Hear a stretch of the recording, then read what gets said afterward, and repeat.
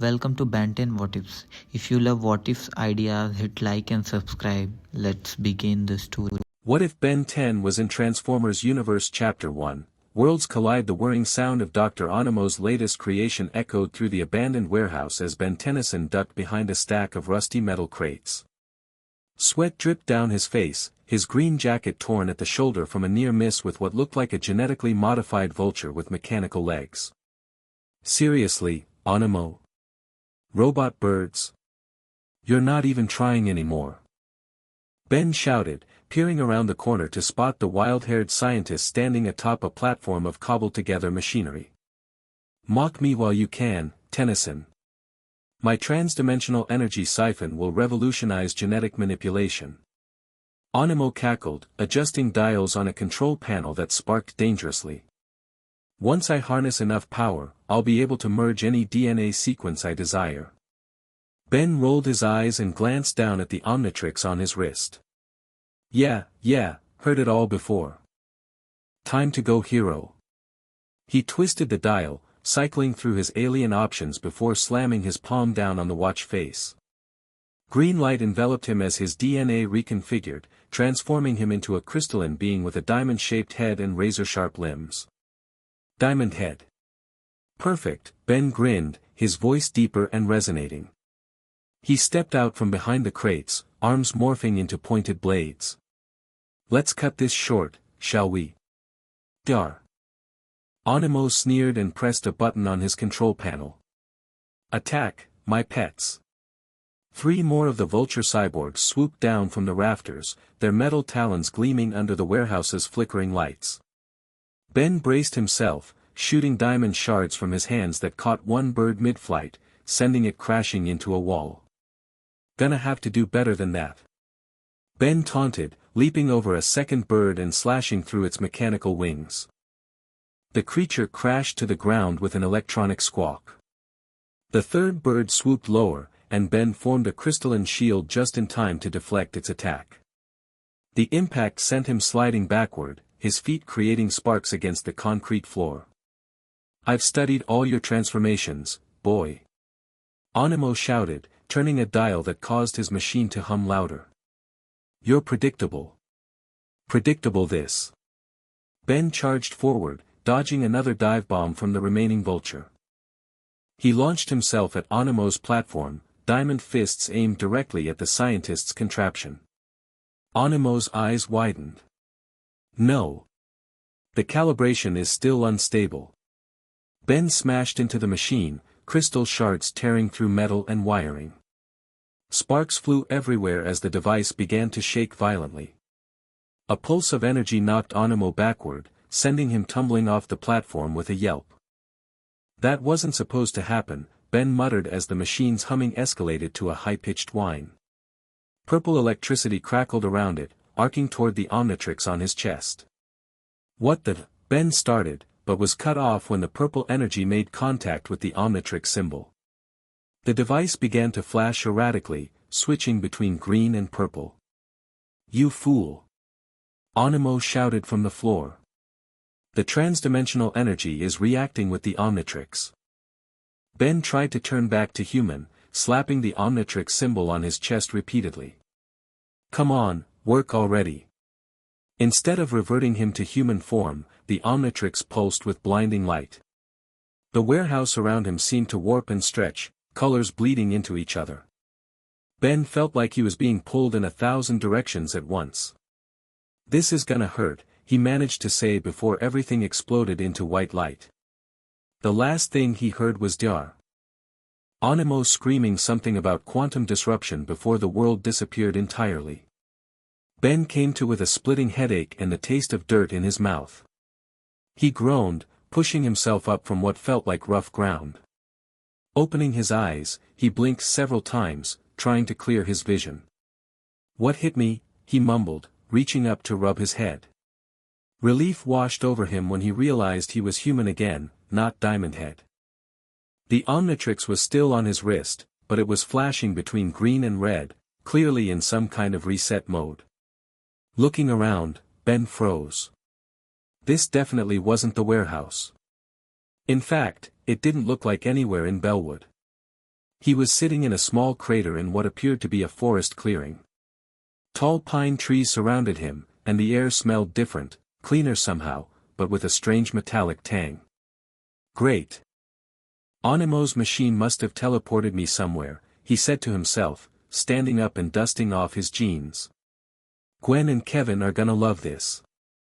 He pulled out his phone, but there was no signal. Not even a single bar. Perfect. Ben shoved the phone back in his pocket and checked the Omnitrix again. It had stopped flashing and returned to its normal green glow, but when he tried to activate it, nothing happened. Come on, don't do this to me now. A distant rumbling sound caught his attention. It was getting louder, like something big was approaching fast. Ben tensed, ready to dive for cover if necessary. The rumbling grew louder until suddenly, a yellow and black sports car burst through the trees, skidding to a halt at the edge of the clearing. Ben stared. There was something off about the car, its design looked almost like a Camaro, but with details that seemed unfamiliar. Hello? Ben called out, cautiously taking a step forward. I could use some directions if. The car's engine revved in response, and before Ben could react, it began to change. Metal shifted and reconfigured, parts folding and extending until where the car had been, a giant yellow and black robot stood, bright blue eyes fixed directly on Ben. Whoa! Ben stumbled backward, falling on his butt as he stared up at the robot. Okay, definitely not in Bellwood anymore. The robot tilted its head, studying Ben with obvious curiosity. It made a series of beeps and electronic sounds, gesturing with its hands.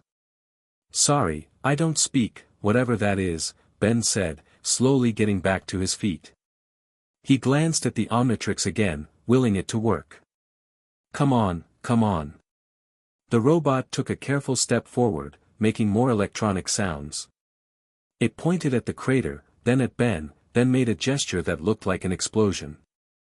Yeah, I sort of crashed here, Ben explained, not sure if the robot could understand him. Accident with a teleportation device, I think. The robot nodded, seeming to comprehend. It pointed to itself and made a specific series of beeps. Is that your name? Ben asked. When the robot nodded again, Ben shrugged. Sorry, but I can't really pronounce that. Mind if I just call you Yellow for now? The robot made an electronic sound that somehow conveyed amusement, then pointed at Ben questioningly. I'm Ben. Ben Tennyson. He tapped his chest, then held out his hand in greeting, immediately feeling silly. What was he doing, trying to shake hands with a giant robot? To his surprise, the robot carefully extended a finger, which Ben awkwardly shook. So, any chance you can tell me where I am? And maybe what year it is? Dimensional travel can get weird with time. The robot, Yellow, seemed to consider this, then transformed back into a car. The passenger door swung open invitingly. Ben hesitated.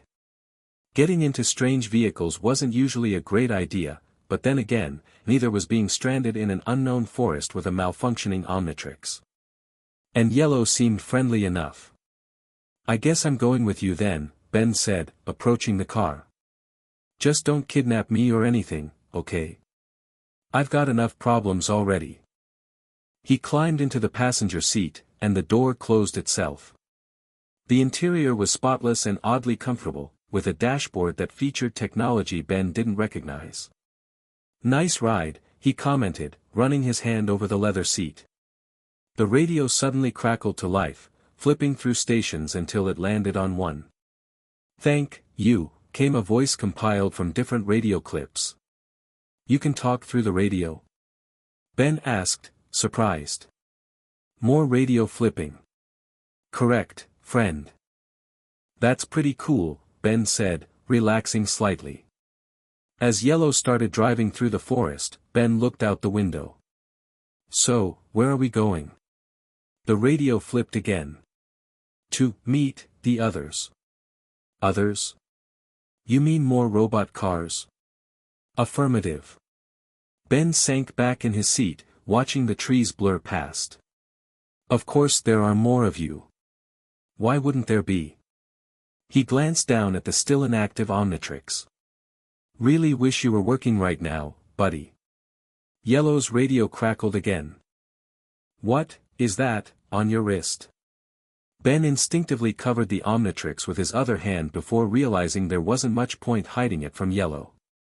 It's called the Omnitrix. It's a device that lets me transform into different alien heroes.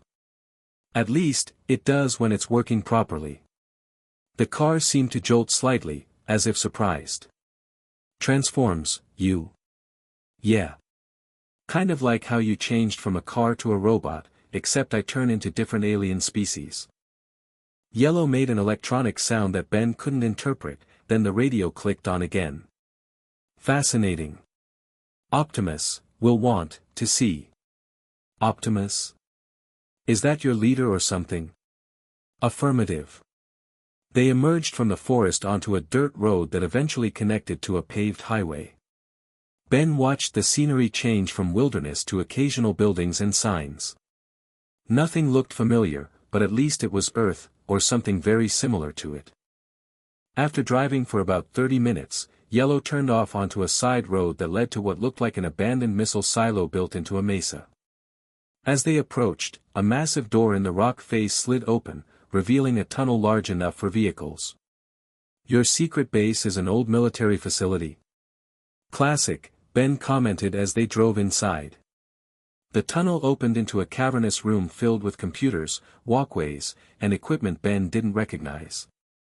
But what caught his attention were the other vehicles parked inside, a large red and blue semi-truck, a black and yellow motorcycle, and a bulky green SUV. Yellow came to a stop in the middle of the room, the door opening to let Ben out. As soon as he stepped away, the car transformed back into the robot form.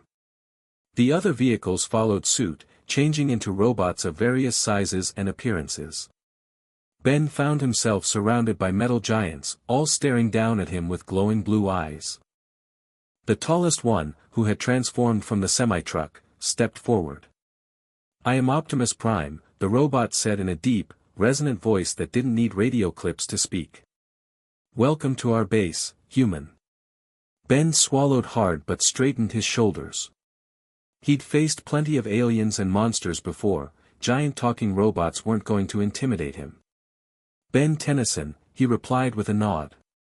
Thanks for the welcome, though I'd appreciate knowing exactly where I am and what's going on. The motorcycle-turned robot, sleeker than the others with blue and pink coloring, stepped forward with narrowed eyes. The question is, what are you doing here? Humans don't just appear in craters in restricted areas. RC, Optimus cautioned, raising a hand. Our guest appears disoriented. I'm not disoriented, Ben countered. Just dimensionally displaced. Big difference. This statement caused a murmur among the robots. The bulky green one scratched his head. Dimensionally what now? He asked in a gruff voice. Displaced, Ben repeated. Look, I was fighting this mad scientist, Dr. Onimo, who built some kind of transdimensional energy device. It exploded, interacted with my Omnitrix, and next thing I know, I'm waking up in a crater with Yellow here finding me. Yellow? The blue female robot, RC, looked at the yellow and black robot with what Ben could swear was amusement. The yellow robot made a series of beeps and electronic sounds, gesturing animatedly. Bumblebee says he found you unconscious at the site of an unusual energy signature we detected, Optimus translated. He also reports that you claim to possess transformation abilities. Bumblebee? That's his name. Ben looked at the yellow robot, who nodded. That makes more sense than Yellow, I guess. And yeah, I can transform, but the Omnitrix isn't working right now. He held up his wrist to show them. It usually lets me turn into different aliens. The robots exchanged glances. The green one snorted. Different aliens? Like what, a waspinator or something? Bulkhead, Optimus warned. I don't know what a waspinator is, Ben said, but I've got guys like Heat Blast, for arms, XLR-8, Diamond Head, about 10 different aliens I can turn into. Or could, before the Omnitrix decided to take a nap. Optimus knelt down to get a better look at the device on Ben's wrist. This technology, it resembles nothing I've encountered before. It's alien tech, Ben explained. Created by a guy named Azimuth from a planet called Galvan Prime. These planetary designations do not exist in our databases, a new voice said. Ben turned to see a smaller robot, mostly white with red accents, approaching from a side corridor. Ratchet, Optimus acknowledged. This is Ben Tennyson. He claims to be from another dimension. Another dimension? Ratchet scoffed. Impossible. Says the giant talking robot that turns into an ambulance, Ben retorted, noting the medical symbols on Ratchet's shoulders. Bumblebee made more electronic noises, gesturing at the Omnitrix. Bumblebee suggests we should examine your device to help determine your origin, Optimus translated. Ben instinctively pulled his wrist back. No offense, but the Omnitrix isn't something I let people experiment on. Last time someone messed with it, it nearly caused a universal meltdown. We have no intention of tampering with your technology, Optimus assured him. But a simple scan might help us understand how to assist you in returning to your own reality. Ben hesitated, then slowly nodded. All right, but just a scan. Nothing invasive. Ratchet approached with what looked like a handheld scanner. Hold still, human.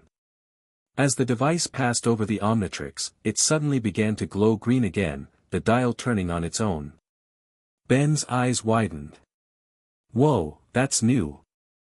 The Omnitrix projected a holographic display that none of them could read, alien symbols scrolling rapidly across the air above it. Then, just as suddenly, it shut down again. Interesting, Ratchet murmured. It appears to be reacting to Cybertronian energy signatures. Cyber what now? Ben asked. Cybertronian, Optimus explained. We are autonomous robotic organisms from the planet Cybertron. Autobots, for short. Autobots, Ben repeated. And I'm guessing you guys don't usually hang out with humans? We have human allies, Optimus said. But our presence on Earth is not widely known. We are refugees, in a sense, engaged in a conflict with the Decepticons, Cybertronians who wish to conquer rather than protect. So I've landed in the middle of an alien-robot war. Great. Ben ran a hand through his hair. Just another Tuesday for Ben Tennyson. RC stepped forward, still looking suspicious. You're taking this awfully well for someone who's supposedly in another dimension. Ben shrugged. When you've fought as many aliens as I have, giant robots aren't that shocking. No offense. None taken, Bulkhead chuckled. The question remains, Optimus said, how to return you to your own dimension, and what to do with you in the meantime. Before Ben could respond, an alarm blared through the base. Ratchet hurried to a massive computer console. Decepticon activity detected. Multiple signals converging on a research facility outside Carson City. Autobots, prepare to roll out, Optimus commanded. He looked down at Ben. You will remain here with Ratchet where it's safe. Wait, Ben protested. I can help. If these Decepticons are as bad as you say, without your transformation capabilities, you would be in grave danger, Optimus interrupted. We cannot risk a human life. Ben looked down at the Omnitrix, which remained stubbornly inactive. Fine. But don't count me out just yet. Optimus nodded, then transformed back into the semi-truck. RC, Bulkhead, and Bumblebee followed suit, reverting to their vehicle forms. With a roar of engines, they sped out through the tunnel, leaving Ben alone with Ratchet. So. Ben ventured, looking up at the medic robot. You're the doctor, huh? I am the medical officer, yes, Ratchet replied without looking away from his monitors. And you are a problem I don't have time for. Hey, I didn't ask to be zapped here, Ben protested. Look, maybe if you tell me more about these Cybertronian energy signatures, I can figure out why the Omnitrix reacted to your scanner. Ratchet sighed, a surprisingly human sound coming from a robot. Fine. Cybertronian technology is powered by energon, a substance that doesn't exist in its natural form on Earth.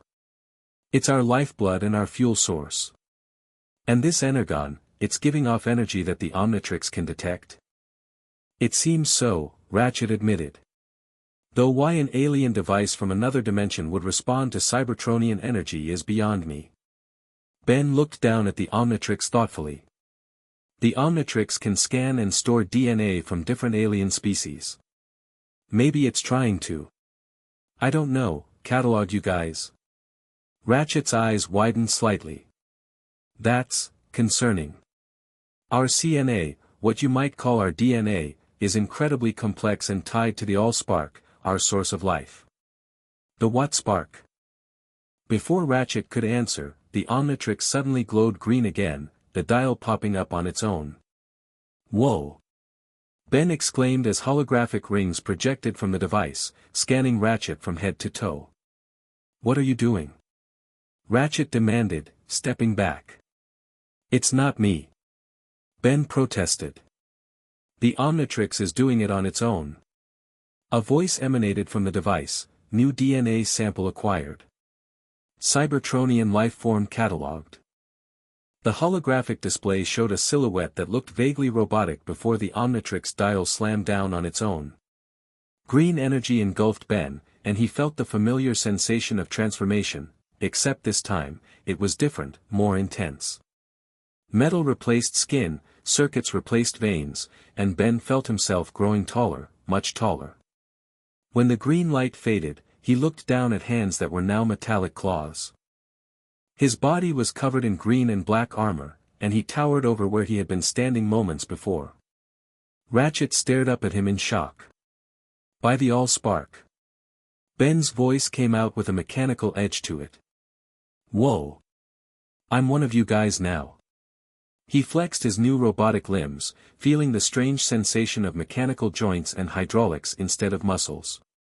This is awesome. Impossible, Ratchet breathed. You've actually transformed into a Cybertronian? Looks like it, Ben replied, examining his new form. He was smaller than Optimus but larger than RC, with a streamlined design that reminded him a bit of XLR-8, but more armored. I wonder if I can transform into a vehicle too. As if responding to his thought, Ben felt his body begin to shift again. Parts folded and reconfigured until he had transformed into a sleek, futuristic car with green and black coloring. This is awesome! Ben exclaimed, his voice now coming from somewhere in the car's interior. He revved his engine, spinning his wheels. How do I drive myself? This is so weird. Be careful. Ratchet shouted as Ben lurched forward, nearly crashing into a wall. You don't know how to control that form. Ben transformed back to robot mode, stumbling slightly. Sorry, still getting used to it. He touched the Omnitrix symbol embedded in his chest. I think I'll call this guy Omnitron. Ratchet approached cautiously, scanner in hand. Your transformation is remarkable. You appear to be a fully functional Cybertronian, albeit with some unusual energy signatures. So I'm like you guys now. I can fight these Decepticons. Absolutely not, Ratchet said firmly. You may look Cybertronian, but you have no combat experience in that form. You'd be putting yourself and the others at risk. Ben crossed his metal arms. I've been fighting bad guys since I was 10.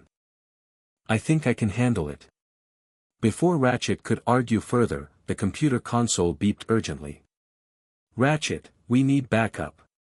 RC's voice came through. Megatron is here with Soundwave and Starscream. We're outnumbered. Ratchet looked from the console to Ben, clearly torn. I can't leave the ground bridge unattended. Ground bridge? Ben asked. Our transportation system, Ratchet explained quickly. It's how the team will return. Ben stepped forward, standing tall in his new Cybertronian form. Then send me. They need help, and I can provide it. You don't understand what you're asking, Ratchet protested.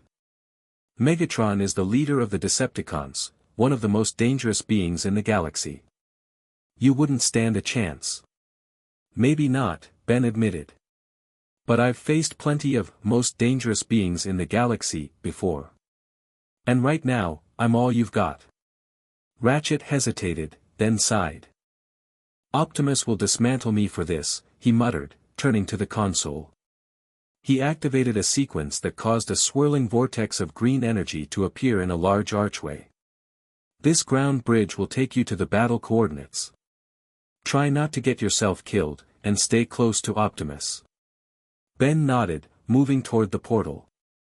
Thanks, Document. I'll be careful. And Ben, Ratchet called after him. Your Omnitrix symbol is a target. The Decepticons will see it as a weakness, protect it. Ben gave a thumbs up, then charged through the ground bridge. The world spun around him as Ben emerged from the portal into chaos. He found himself in what looked like a large research facility, partially destroyed and on fire. Massive robots were locked in combat all around him, the Autobots he'd met earlier versus a group of more angular, menacing robots with glowing red eyes. Whoa, Ben breathed, taking in the battle. He spotted Bumblebee trading blows with a slender, silver robot that had wings and a sneering face. Nearby, Bulkhead was grappling with two purple robots that appeared identical. And at the center of it all, Optimus Prime was engaged in fierce combat with an imposing silver robot with sharp edges, blood-red eyes, and a fusion cannon mounted on his arm. That must be Megatron, Ben muttered to himself, recalling Ratchet's warning. Before he could decide where to help, a blue motorcycle, RC, skidded to a halt beside him, transforming mid-slide. What in the all-spark, she exclaimed, staring up at Ben. Who are you? It's me, Ben, he explained quickly. The Omnitrix scanned Ratchet and now I can turn into a Cybertronian. Call me Omnitron. RC's eyes widened. That's not possible. Apparently it is. Look, explain later, fight now. Ben gestured to the battle raging around them. RC shook her head but didn't argue further. Fine. Stay close and watch my back. A laser blast struck the ground near them, sending them diving in opposite directions. Ben looked up to see a sleek, dark robot with a screen for a face hovering above them. That Soundwave, RC called out. Megatron's communications chief. Don't let him get a lock on you. Ben nodded, instinctively transforming his arm into a cannon similar to what he'd seen the other Autobots use. Let's see what this baby can do. He fired, surprised by the recoil that sent him stumbling backward. The shot went wide, missing Soundwave by a mile. Okay, need to work on my aim, Ben muttered. Soundwave tilted his head, screen flickering with data as he analyzed the newcomer. A ground bridge portal opened behind him, and he retreated through it without engaging further. That was weird, Ben commented. Why'd he run? He didn't, RC replied grimly. He's reporting to Megatron. You just became a point of interest. As if on cue, Megatron's voice boomed across the battlefield. Optimus. I see you have a new recruit. One with unusual markings. Ben looked down at the Omnitrix symbol on his chest, remembering Ratchet's warning. Optimus, still locked in combat with Megatron, glanced over at Ben with surprise and what appeared to be alarm. Ben. You should not be here. Too late now, Ben replied, running to join the fray. He tried to transform his hands into blades like he'd seen Optimus do, and to his surprise, it worked. Green energy-edged blades extended from his forearms. Sweet. Megatron pushed Optimus back with a powerful blow, then turned his attention to Ben. What manner of Cybertronian are you? That symbol, it's not Autobot, nor Decepticon. The name's Omnitron, Ben declared, falling into a fighting stance. And I'm not from around here. Megatron's eyes narrowed. Interesting. Without warning, Megatron fired his fusion cannon directly at Ben. He barely had time to cross his blades in front of him, creating a shield that absorbed some of the blast. Even so, the impact sent him flying backward, crashing through a wall and into what looked like a laboratory. Ben groaned, pulling himself up from the rubble. Okay, this guy hits harder than Vilgax. As he stood, Ben noticed what appeared to be human-sized equipment around him, computers, workstations, and in the center, a strange device connected to a glowing blue crystal. What is this place? He wondered aloud. The reason for our presence here, Optimus said, entering through the hole Ben had created. The humans at this facility were experimenting with energon crystals. Dangerous work that attracted Megatron's attention. Ben pointed at the crystal. Is that energon? The stuff Ratchet mentioned? Optimus nodded. In its refined form. Highly unstable. A slow clap echoed through the laboratory as Megatron stepped through the opening, his massive form blocking the exit. Very good, Optimus. Always the teacher. His red eyes fixed on Ben. And now, I believe it's time I collected a specimen of my own. Optimus moved in front of Ben protectively. Stand down, Megatron. I think not. Megatron raised his arm, aiming not at them, but at the energon crystal. Either surrender the newcomer, or I will ensure none of us leave this facility functional. Ben realized the threat. The unstable energon would explode if shot, potentially taking out everyone in the vicinity. He looked at Optimus, who seemed to be calculating their options. There's another choice, Ben said suddenly, stepping forward. You leave empty-handed. Before either leader could respond, Ben lunged forward, grabbing the energon crystal. His Cybertronian body seemed to react to it, the green parts of his armor glowing brighter as energy flowed into him. What are you doing? Optimus demanded. Ben wasn't entirely sure himself, but the Omnitrix was guiding him somehow.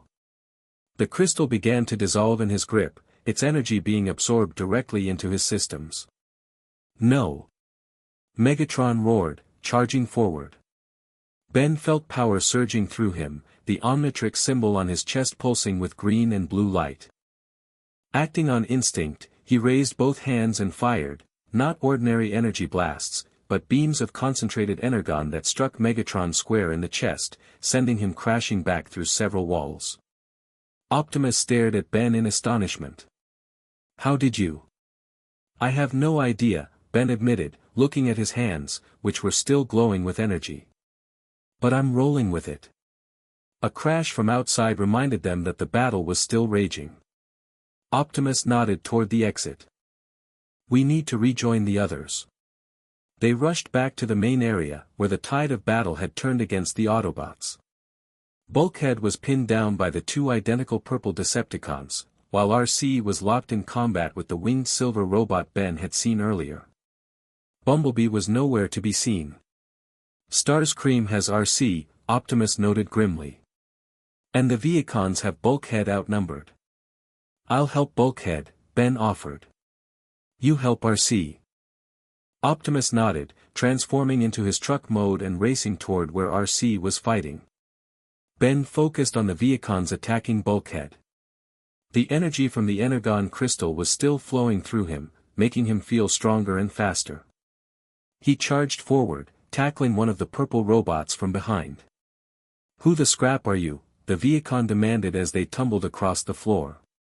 The new guy, Ben replied, delivering a solid punch to the robot's face.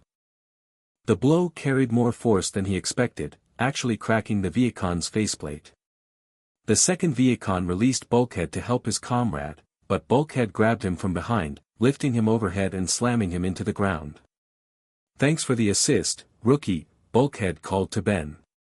Nice punch. Ben grinned, dodging a swipe from the first Viacon. Thanks. Still getting used to the super robot strength.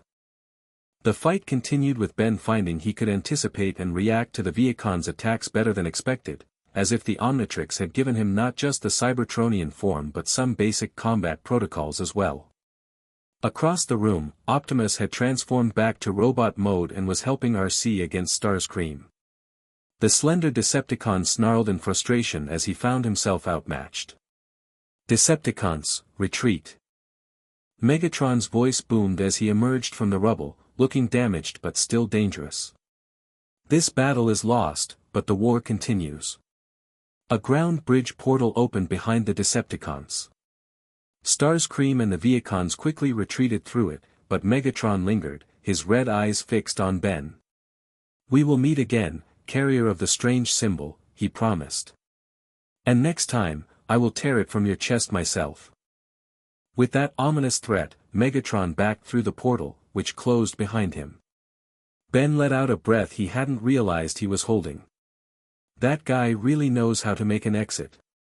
"Bumblebee, report," Optimus called out. A series of beeps and whirs came from a pile of debris, and the yellow Autobot emerged, looking battered but functional. RC approached Ben, eyes narrowed. "So it really is you. How is this possible?" Ben touched the Omnitrix symbol on his chest. "The Omnitrix adapts. It scanned Ratchet's, what did you call it? CNA. And created this form for me." "Fascinating," Optimus said, examining Ben's Cybertronian body. "And concerning. Such technology in the wrong hands would be bad news," Ben finished for him. "Trust me, I know. Been there, fought that." Bulkhead clapped Ben on the shoulder, nearly knocking him over. "Hey, you handled yourself pretty well for a newbie. That punch was solid." Bumblebee approached, making curious electronic sounds while pointing at the Omnitrix symbol. "He wants to know if you can transform into other things besides a Cybertronian," Optimus translated. Ben nodded. "Usually, yeah. But the Omnitrix is being weird since I got here. This is the only form I can access right now. We should return to base," Optimus decided. "Ratchet needs to examine you, and we need to secure this facility before human authorities arrive." "Wait," Ben said, looking around at the destroyed lab. "What about the people who work here? Were there any humans when the attack happened?" "The facility was evacuated when our sensors detected Decepticon activity," Optimus assured him. "Standard protocol when we engage the enemy near human installations." Ben nodded, relieved. "Good to know." Optimus activated his communicator. "Ratchet, we need a ground bridge. And prepare the medical bay. We have wounded. And a situation you'll want to examine further." Back at the Autobot base, Ratchet was performing scans on Ben, who had remained in his Cybertronian form since the battle. The others stood nearby, watching with varying degrees of curiosity and concern. "Extraordinary," Ratchet muttered, reviewing the data on his screen. "Your Cybertronian form is fully functional, yet unlike anything in our records. The integration of organic DNA with CNA should be impossible." "The Omnitrix specializes in the impossible," Ben replied with a shrug. "Though I've never turned into a mechanical life form before. It's different." "Can you change back to human?" RC asked, arms crossed. Ben touched the Omnitrix symbol on his chest. "I should be able to. Usually, I just need to hit the symbol and," as he pressed the symbol, green light enveloped him again, and he reverted to his human form, stumbling slightly as he adjusted to the drastic change in size and perspective. "Whoa, head rush," he mumbled, steadying himself against a nearby console. "That was intense." "The readings I got were fascinating," Ratchet said, still studying his screen. "Your Omnitrix doesn't just change your appearance, it completely restructures your molecular composition. You weren't just disguised as a Cybertronian, you were a Cybertronian." "Yeah, that's how it works with all my transformations," Ben explained. "I become the alien completely, powers and all." "And you said you can turn into different aliens?" Bulkhead asked. "How many we talking about?" Ben twisted the dial on the Omnitrix, but only the Cybertronian form, which he'd named Omnitron, appeared in the holographic display. Usually about 10 active ones, with more locked in the database. But right now, it looks like Omnitron is the only one available. Perhaps the trans-dimensional travel disrupted the device's functionality, Optimus suggested. Or the unfamiliar energy signatures of our world are interfering with its normal operation. Maybe, Ben said, dropping his arm. Or maybe Onimo's machine did more damage than I thought. Ratchet approached, scanner in hand. May I? When Ben nodded, he scanned the Omnitrix again. The internal components seem to be realigning. I believe the device is adapting to our reality. So I might get my other aliens back eventually? Ben asked hopefully. Perhaps. Or you might develop new transformations based on the life forms of this dimension, Ratchet replied. Only time will tell. Optimus stepped forward. Which brings us to our immediate concern. Ben, you are stranded in an unfamiliar dimension with limited access to your abilities, and you have already attracted Megatron's attention. Yeah, he seemed pretty interested in the Omnitrix, Ben admitted. With good reason, Optimus said gravely. If Megatron could harness the power to transform as you do, the balance of our war would shift dramatically. The Decepticons would be unstoppable.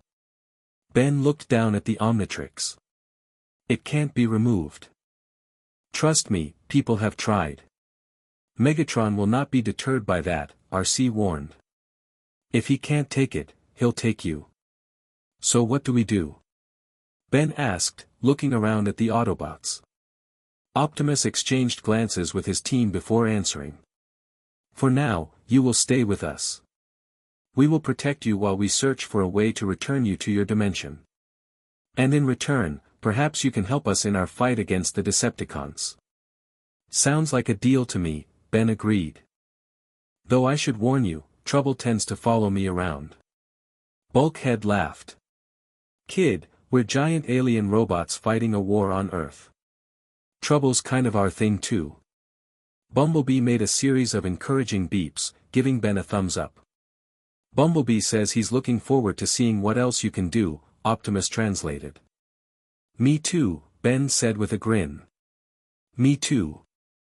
Later that evening, after the Autobots had settled into their night routines, which, Ben learned, included stasis periods similar to sleep for some, while others took watch duty, Ben sat on a catwalk overlooking the main command center. Ratchet remained at his workstation, analyzing data from the day's events. Ben fiddled with the Omnitrix, trying different combinations on the dial, but still only able to access the Omnitron transformation. He sighed, leaning back against a railing. You should rest, came RC's voice from below. She transformed from her motorcycle mode and looked up at him. Humans need sleep, right? Yeah, eventually, Ben replied. Just trying to figure this out first. He held up the Omnitrix. RC climbed the ladder to join him on the catwalk, sitting down nearby. Her robot form was much larger than his human one, but still the smallest of the Autobots. You handled yourself well today, she said after a moment of silence. For someone thrown into the deep end. Ben smiled. Thanks. Not my first rodeo with alien invasions and world-ending threats. So you mentioned. RC studied him curiously. In your world, you're some kind of defender. I guess you could call it that, Ben said with a shrug. Started when I was 10 years old. Found the Omnitrix on a camping trip, and my life's been one crazy adventure after another ever since. 10. That's very young for a human. Yeah, well, the Omnitrix doesn't care about age requirements. Ben chuckled. Drove my cousin Gwen crazy at first. She thought I was too irresponsible. And were you? RC asked with what might have been a smirk. Totally, Ben admitted. But I grew up. Learned the whole, great power, great responsibility lesson the hard way a few times. RC nodded, looking out across the base. War has a way of accelerating maturity.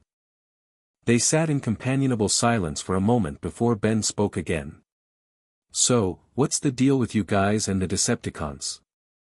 Optimus mentioned something about being refugees." RC's expression grew somber. "Our home, Cybertron, was destroyed in the war. The conflict between Autobots and Decepticons poisoned the core of our planet until it could no longer sustain life. We scattered across the galaxies, with Optimus leading our team here, to Earth. And Megatron followed you?" "Megatron goes wherever there are resources to exploit and power to gain," RC replied bitterly. "Earth is rich in energon deposits and populated by a species he considers insignificant." "Sounds like a real charmer," Ben muttered. "But why fight over Earth? Why not just, I don't know, share the resources?" RC gave him a look that suggested his question was naive. "Megatron doesn't share. His vision for Cybertron, for the universe, has no room for compromise or coexistence. It's conquest or extinction. So it's not just about energon," Ben realized. "It's ideology. It always has been," RC confirmed. "Optimus believes in freedom, the right of all sentient beings to choose their own path. Megatron believes in power, that the strong should rule and the weak should serve or perish." Ben whistled low. "Tale as old as time, I guess. Just with giant robots instead of humans." RC almost smiled at that. "We're not so different from humans in some ways. We feel, we think, we hope and fear.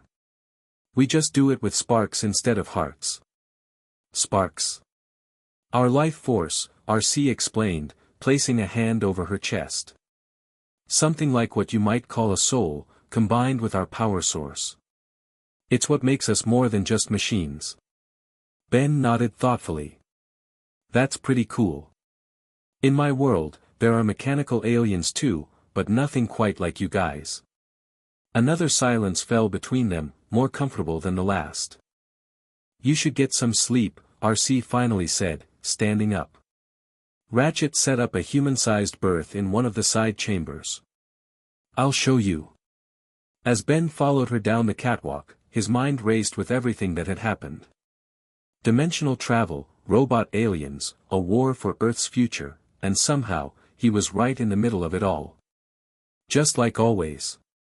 Miles away, in a massive warship hovering above the clouds, Megatron stood on the bridge, watching a replay of the battle. Specifically, the moment when the green and black Cybertronian absorbed the energon crystal and fired it back as a weapon. "Fascinating," he murmured. "Wouldn't you agree, Soundwave?" The silent communications officer nodded, his screen face displaying various angles of the newcomer, focusing on the strange symbol on his chest. "And you say this symbol matches the device on the human boy's wrist?" Megatron asked. Soundwave nodded again, bringing up a split screen, one side showing Ben in human form from Bumblebee's initial encounter, the other showing Omnitron during the battle. "A human with the power to become Cybertronian," Megatron mused, a cruel smile forming on his face. "The implications are significant." The door to the bridge slid open, and Starscream entered, bowing slightly. "Lord Megatron, the troops are repaired and ready for your next command." "Excellent, Starscream." Megatron turned from the screen. "Tell me, what did you make of our new opponent?" Starscream sniffed disdainfully. "A novice. Powerful, perhaps, but untrained. No match for a true Decepticon warrior. And yet he absorbed energon directly and weaponized it in a way I've never witnessed," Megatron pointed out. "Such an ability could be valuable." Starscream's eyes narrowed. "You wish to recruit this outsider?" "I wish to understand his abilities," Megatron corrected. "And then either harness them for our cause or ensure they cannot be used against us." "What are your orders, my lord?" Megatron turned back to the screen, watching again as Ben transformed from human to Cybertronian. "Find everything you can about this human and his device. And prepare Knockout for a special project. I believe his expertise in both Cybertronian biology and human physiology will be particularly useful. Starscream bowed again. As you command, Lord Megatron. As Starscream left the bridge, Megatron continued to study the footage. A human who becomes Cybertronian at will, he said softly. Imagine an army with such abilities, Soundwave. The Autobots would fall, Earth would be ours, and Cybertron. Cybertron could be reborn in my image. Soundwave's screen flashed with data, highlighting the Omnitrix symbol. Yes, Megatron nodded. That device is the key. And soon, it will be mine. In a hidden laboratory beneath the ruins of the facility the Autobots and Decepticons had battled over, a lone figure moved through the darkness. Human-sized, wearing a lab coat singed at the edges, Dr. Arkeville surveyed the damage with a calculating eye. Such destructive creatures, he murmured, approaching a computer terminal that had somehow survived the chaos. And yet, so much potential. He inserted a drive into the computer, downloading what little data remained. Most of his research had been destroyed in the conflict, but not all. Enough remained to continue his work, especially now that he had witnessed something extraordinary, a human transforming into a Cybertronian. Adaptation, Arkeville whispered to himself. The key I've been seeking. A strange purple glow emanated from a device on his wrist, casting eerie shadows around the lab. The scientist's eyes reflected the unnatural light as he removed the drive and pocketed it. The Autobots have found their champion, he said to the empty room. But they don't yet understand what's coming. The purple light pulsed, and Arkeville nodded as if responding to an unheard voice. Yes, I understand. The boy and his device must be studied. The data will prove invaluable to your awakening. With one last look at the ruined laboratory, Dr. Arkeville slipped away into the night, the purple glow fading until only darkness remained. The chess pieces were in motion. The game had begun. And Ben Tennyson, hero of another dimension, now found himself on a board where the stakes weren't just one world, but potentially two. Chapter 2, New Alliances. Ben jolted awake to the sound of metal clanging against metal.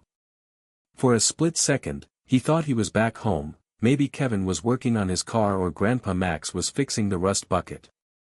But as his eyes adjusted to the dim light, reality crashed back. Right. Giant robot dimension, he muttered, swinging his legs off the makeshift bed Ratchet had arranged, basically a medical gurney with some blankets thrown on it. He checked the Omnitrix. Still functioning, still limited to just Omnitron. Come on, he whispered to it, I could really use Heat Blast or XLR-8 right about now. The device remained stubbornly unchanged. Ben made his way toward the main area of the Autobot base, following the sounds of activity. The massive central chamber buzzed with morning energy, Ratchet hunched over his workstation as usual, while Bulkhead and Bumblebee appeared to be sparring in an open area. Optimus stood at the main computer terminal, studying something on the screen. Morning, Ben called out, his voice echoing in the cavernous space. Or is it? Hard to tell underground. Bumblebee noticed him first, beeping enthusiastically and waving.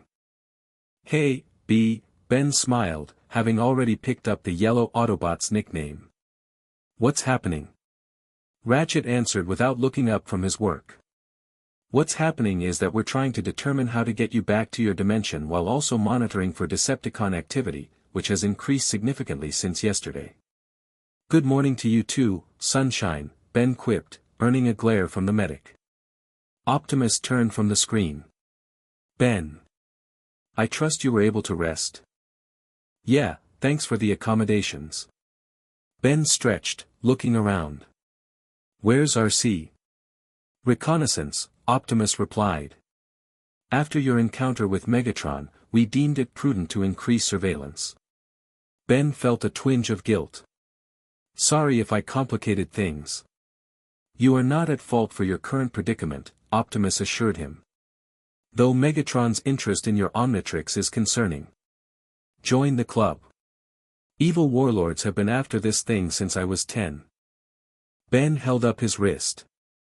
So, any ideas how to get me home? Ratchet finally looked up from his work. I've been analyzing the energy signature from when you arrived. It's unlike anything in our database, a quantum variance that suggests transdimensional displacement. In English? Ben asked. You're vibrating at a different frequency than our universe, Ratchet simplified. Everything does, at a quantum level. Your arrival created a unique energy signature that I might be able to reverse engineer. Eventually. How eventually are we talking? Days. Weeks. Perhaps longer. Ben's shoulders slumped. Great. Bumblebee approached, making a series of encouraging beeps and gestures. I don't speak beep, remember? Ben said apologetically. He says you're welcome to train with us while you're here, Bulkhead translated.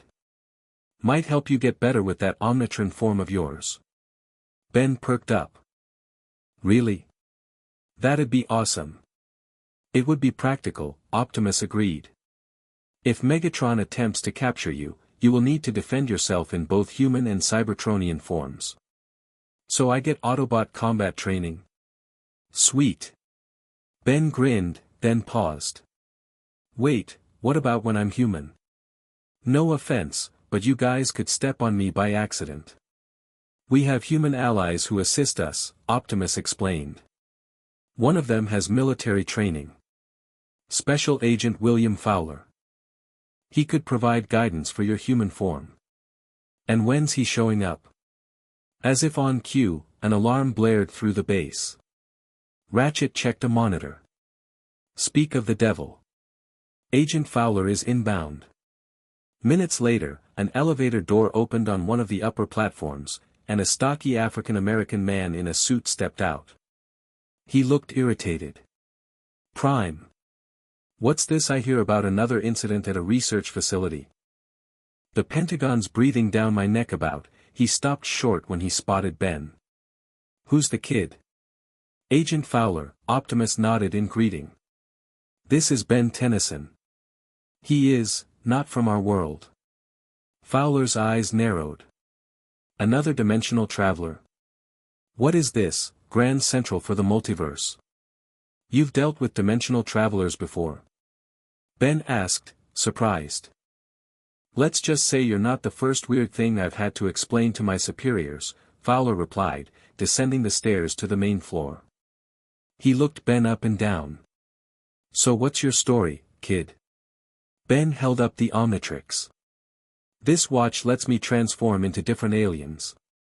Had a fight with a mad scientist, his machine exploded, and now I'm here with only one transformation that turns me into a Cybertronian. Fowler blinked.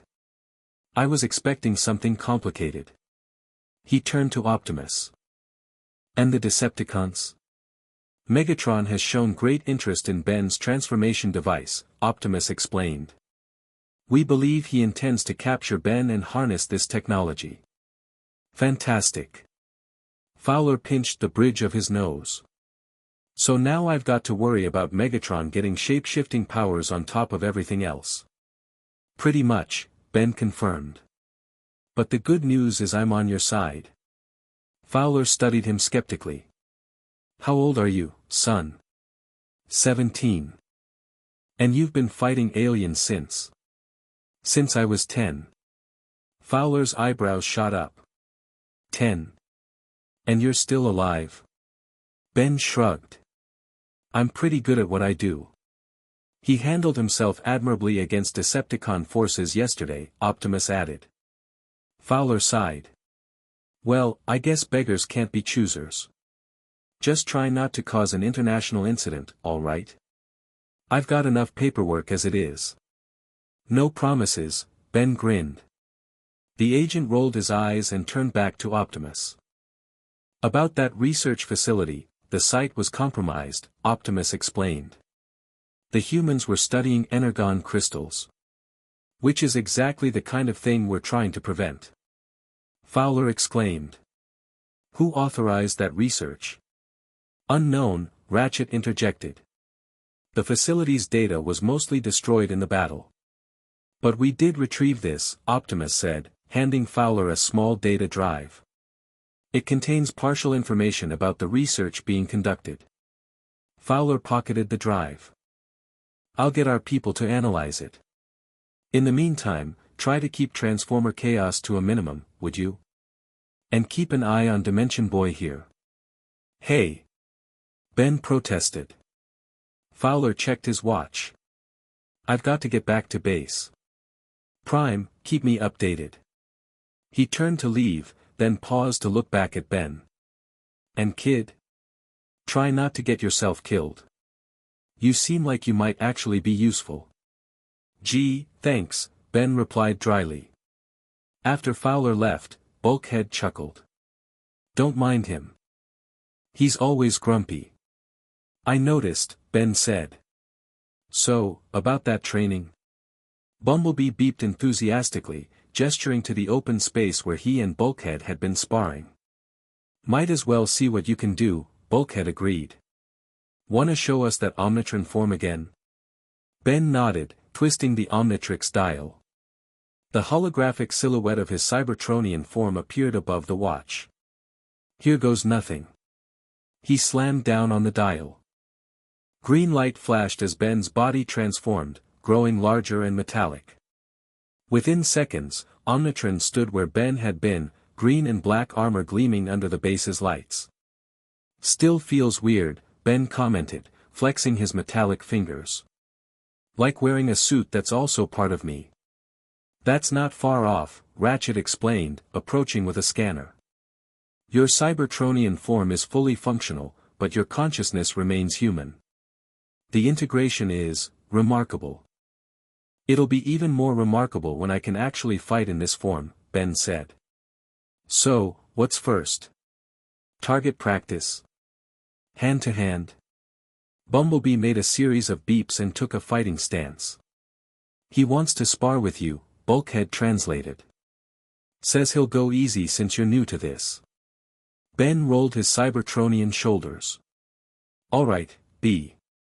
Show me what you've got. Bumblebee didn't waste time, charging forward with surprising speed for his size. Ben barely had time to raise his arms in defense before the yellow Autobot was upon him, throwing a punch that Ben managed to block, only to get swept off his feet by Bumblebee's follow-up kick. Oof. Ben landed hard on his back. Didn't see that coming. Bumblebee beeped apologetically, offering a hand to help him up. It's cool, Ben assured him, getting to his feet. Round 2. For the next hour, Ben sparred with Bumblebee and occasionally Bulkhead, learning the basics of Cybertronian combat. It was different from human fighting styles, more weight behind the movements, different center of gravity, and the ability to transform parts of his body into weapons. Try accessing your blasters, Ratchet suggested after Ben took another fall. Every Cybertronian has built-in weaponry. I did it by instinct yesterday, Ben admitted, looking at his hands. Not sure how to do it on command. It's all about neural pathways, Ratchet explained. Think of it as flexing a muscle you didn't know you had. Ben concentrated, trying to activate whatever weapon systems were built into his Cybertronian form. After a moment of straining, his right arm began to shift and reconfigure, transforming into a cannon similar to what he'd seen the Autobots use. Hey, it worked! Ben exclaimed, examining the blaster. Now how do I fire this thing? Carefully, Optimus warned. And not inside the base. Right, sorry, Ben said, transforming his arm back to normal. Outdoor target practice. Perhaps later, Optimus replied. First, you should practice transformation. Your vehicle mode could provide crucial mobility. Oh yeah, I did that by accident yesterday. Ben remembered the strange sensation of folding his body into a car. Not sure I could do it again on purpose. Transformation is instinctive for us, Bulkhead explained. But since you're borrowing the form, you might need to focus more. Ben nodded and concentrated, trying to trigger the transformation sequence. Nothing happened. Maybe I need a running start, he suggested. Try visualizing your vehicle form, Ratchet offered. See the configuration in your mind. Ben closed his eyes, picturing the sleek car he'd briefly become during yesterday's battle. He felt something shift inside him, gears and plates wanting to move. Leaning into the sensation, Ben felt his body begin to transform. Metal plates slid across each other, limbs folded away, and within moments, he had converted into a streamlined green and black sports car. I did it. Ben's voice came from somewhere inside the vehicle. This is so weird. Bumblebee transformed into his car mode beside Ben, revving his engine encouragingly. Nice alt mode, Bulkhead commented. Looks fast. Let's find out, Ben said, experimentally revving his own engine. The power surged through him, a completely foreign sensation compared to anything he'd experienced in his other alien forms. How do I drive myself? Just think about moving forward, Ratchet instructed. Your vehicle mode responds to your intent. Ben focused, and his wheels began to turn. He rolled forward slowly at first, then with more confidence, circling the open area of the base. This is awesome, he exclaimed, picking up speed. B, race you around the room. Bumblebee beeped excitedly and accelerated, keeping pace with Ben as they raced around the perimeter of the command center. Not in the base. Ratchet shouted, jumping out of their path. You'll crash into my equipment. Too late. Ben, still unused to controlling his vehicle mode, miscalculated a turn and skidded toward a workstation. He transformed back to robot mode in a panic, tumbling across the floor and crashing into a stack of metal containers. Sorry. He called out, untangling himself from the debris. Still getting the hang of the brakes. Ratchet groaned. I needed those. Bumblebee transformed back to robot mode, beeping what sounded like laughter. Yeah, laugh it up, Ben said, but he was smiling too. Next time we find some open road, I'll show you what I can really do. The moment was interrupted by an alarm from the main computer. Ratchet hurried over, checking the display. Energon signal detected, he reported. And it's a big one. Optimus joined him at the console. Location: Old coal mine, about 50 miles from here. Abandoned decades ago. If there's Energon, the Decepticons won't be far behind, Bulkhead warned. RC is already in the field, Optimus noted. Ratchet, contact her and have her investigate, but tell her to maintain distance until we arrive. He turned to the others. Autobots, prepare to roll out. What about me? Ben asked. I want to help. Optimus considered for a moment. Your assistance was valuable yesterday, but you are still learning to control your Cybertronian form. All the more reason to get practice in the field, Ben argued. Plus, if Megatron shows up looking for me, better to meet him with backup than alone, right? The kid's got a point, Bulkhead agreed. Optimus nodded. Very well. But stay close and follow orders. You got it, Bossbot, Ben grinned, activating the Omnitrix and transforming back into Omnitron. Ratchet activated the ground bridge. Coordinates set. Autobots, roll out. Optimus commanded, transforming into his truck mode. Bulkhead and Bumblebee followed suit. Ben transformed into his vehicle mode, revving his engine. Let's do this. The four of them raced through the swirling green vortex of the ground bridge, emerging onto a dusty road leading to an abandoned mine entrance. The area was desolate, rusted equipment scattered around, old wooden structures half collapsed, and the dark mouth of the mine shaft yawning before them.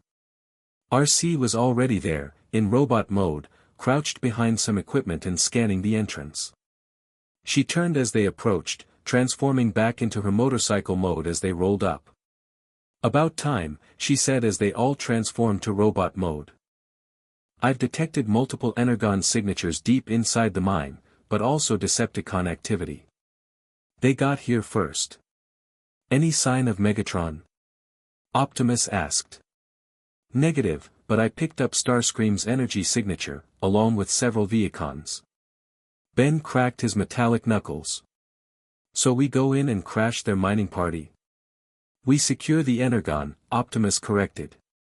It's a vital resource for us, and we cannot allow the Decepticons to claim it all.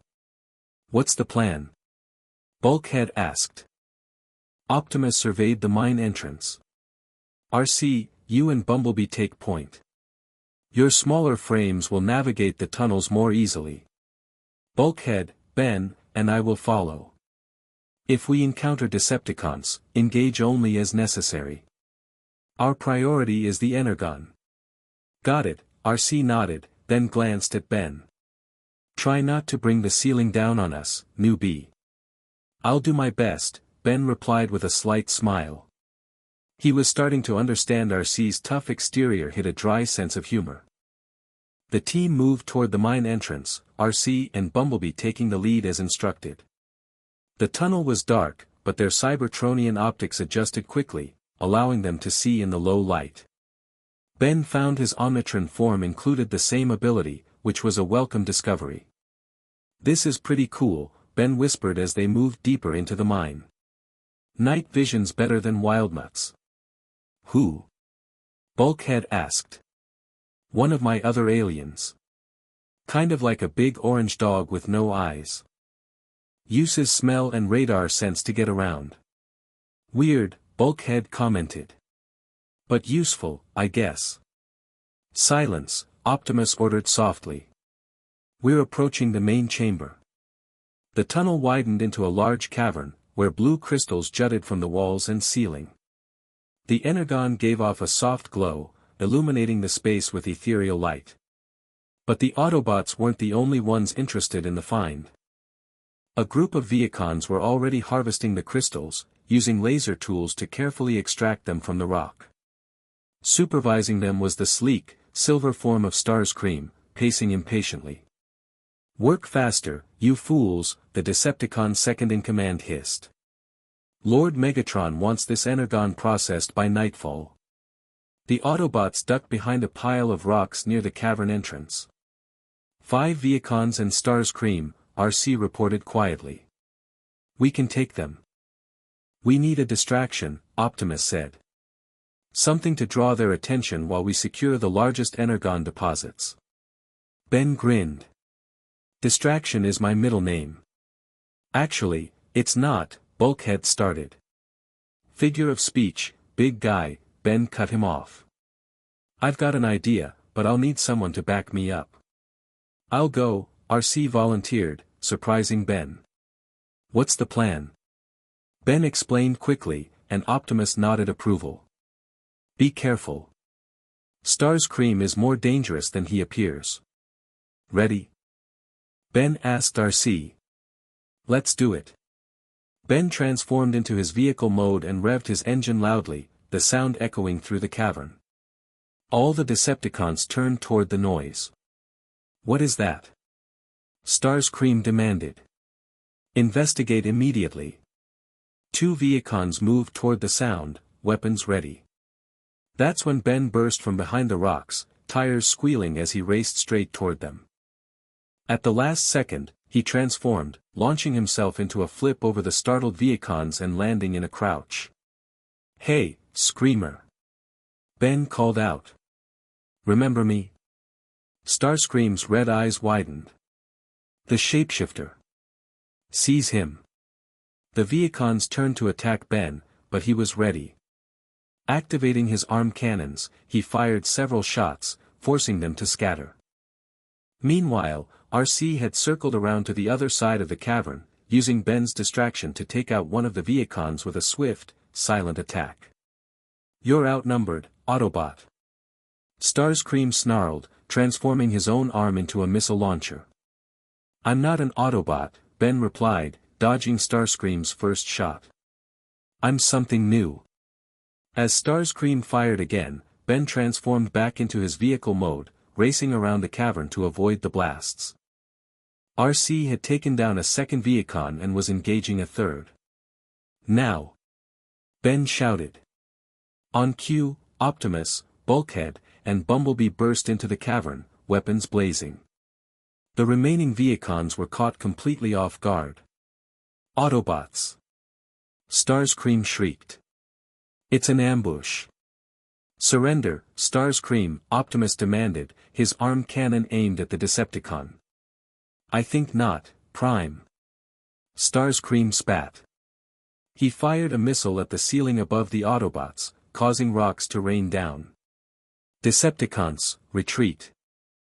The remaining Viacons transformed and raced for a side tunnel, Starscream following close behind. Ben transformed back to robot mode and aimed his cannon at the fleeing Decepticon. Oh no you don't, he shouted, firing a shot that clipped Starscream's wing. The Decepticon second-in-command stumbled but kept going, disappearing into the tunnel with his troops. Should we go after them?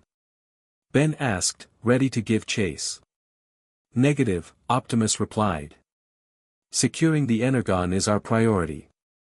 Bulkhead was already examining the crystals. They managed to extract some, but most of it is still here. Then let's get to work, RC said.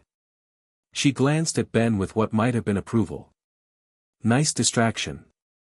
Thanks, Ben replied, pleased by the compliment. Though I think I just made Starscream's personal hit list. Join the club, she replied dryly. The team set to work harvesting the remaining Energon crystals. Ben helped as best he could, following Bulkhead's instructions on how to safely extract the volatile material. As they worked, he found himself growing more comfortable with his Cybertronian form, the movements becoming more natural. You're a quick learner, Bulkhead commented as Ben successfully removed a large crystal. Thanks. The Omnitrix helps, it kind of downloads basic instincts for whatever I transform into. Useful trick, Bulkhead nodded. They worked for nearly an hour, collecting as much Energon as they could carry. Optimus was just giving the order to prepare for departure when Bumblebee, who had been keeping watch, let out an urgent series of beeps. Incoming. RC translated, diving for cover. A ground bridge portal opened at the far end of the cavern, and through it stepped a Decepticon unlike any Ben had seen before. Tall and purple, with a single red eye and a cannon for an arm, the newcomer surveyed the scene with cold calculation. Shockwave, Optimus said grimly, raising his weapon. Optimus Prime, the Decepticon acknowledged in a monotone voice. Probability suggested you would attempt to secure this Energon deposit. You're too late, Cyclops, Bulkhead taunted. We've already got most of it. Shockwave's single eye focused on Ben. The anomaly. Fascinating. Ben felt a chill run through his circuits. There was something deeply unsettling about the way Shockwave studied him, like a scientist examining a particularly interesting specimen. Surrender, Shockwave, Optimus demanded. You are outnumbered. A tactical disadvantage, certainly, Shockwave agreed. But one I am prepared for. He raised his cannon arm, but instead of firing at them, he shot at the ceiling. The blast was precisely calculated, causing a controlled cave-in that separated Ben from the rest of the Autobots. Ben! RC shouted from the other side of the rockfall. I'm okay. Ben called back, coughing as dust filled the air. I'll find another way around. Negative, came Shockwave's voice from behind him. You will be coming with me. Ben spun around to find the Decepticon scientist approaching, cannon aimed directly at him. Like hell I will, Ben growled, transforming his arms into blasters. I've taken down uglier aliens than you before breakfast. Resistance is illogical, Shockwave stated flatly. Your capture is a mathematical certainty. Math was never my best subject, Ben retorted, firing at Shockwave. The Decepticon dodged with surprising speed for his size, returning fire with his cannon. Ben rolled aside, the blast hitting the wall where he had been standing.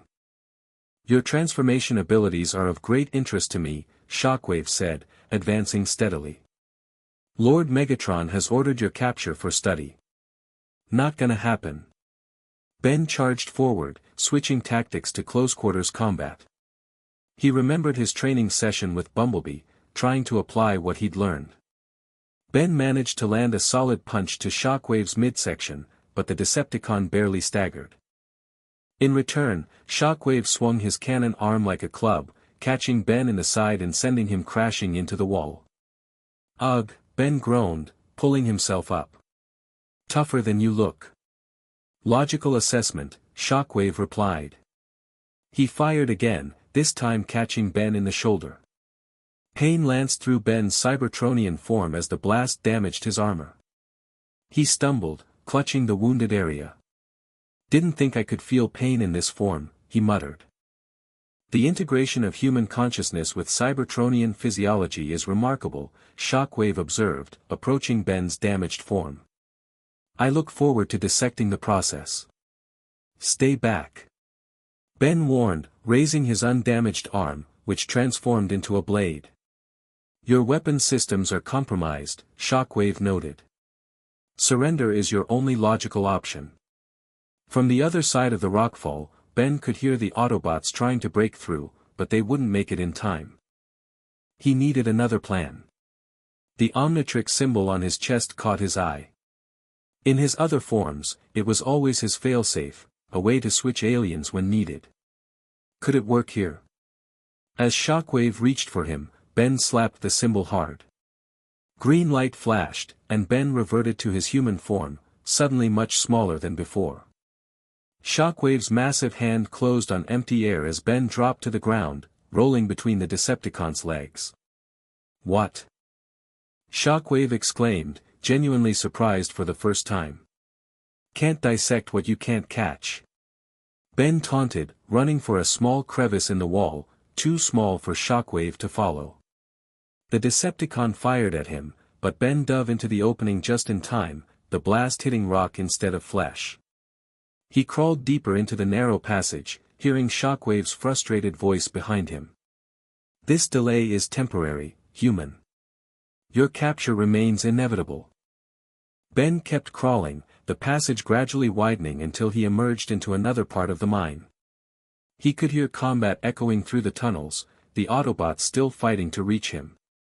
"Need to get back to them," Ben muttered, checking the Omnitrix. It was recharging, the face glowing red instead of green. Great timing as usual. He'd have to proceed as a human for now.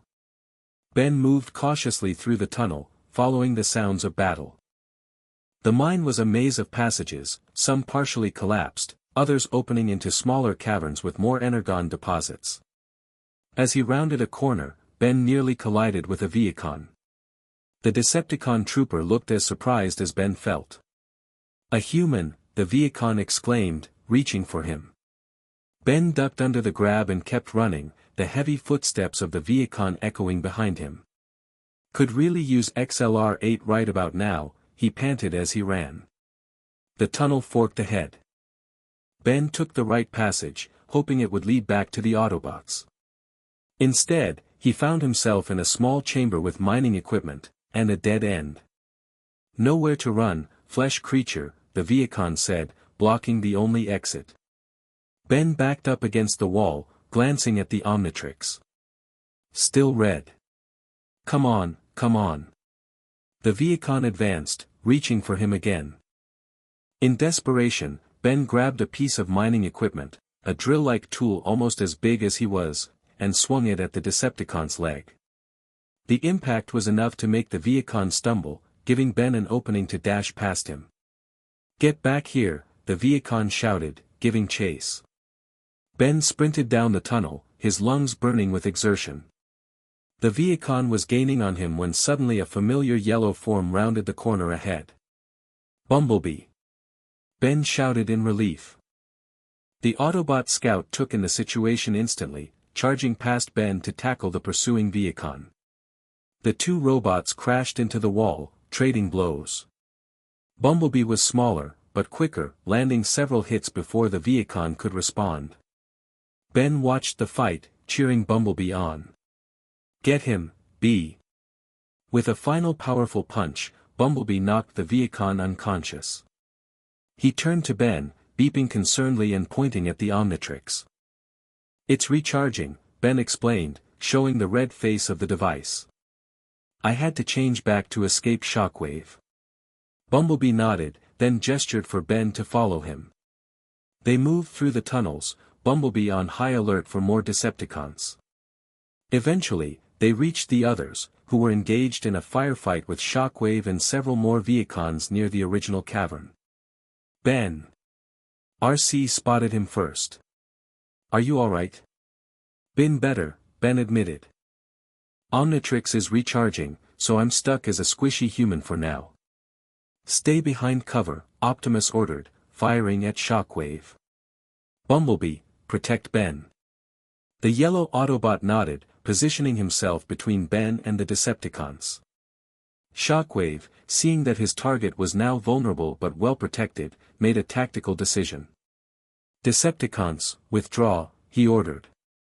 This engagement is no longer efficient. Another ground bridge opened behind the Decepticons, and they retreated through it, Shockwave being the last to enter. This is not concluded, the scientist stated, his single eye fixed on Ben before he disappeared through the portal. As the ground bridge closed, the Autobots lowered their weapons. Is everyone functional?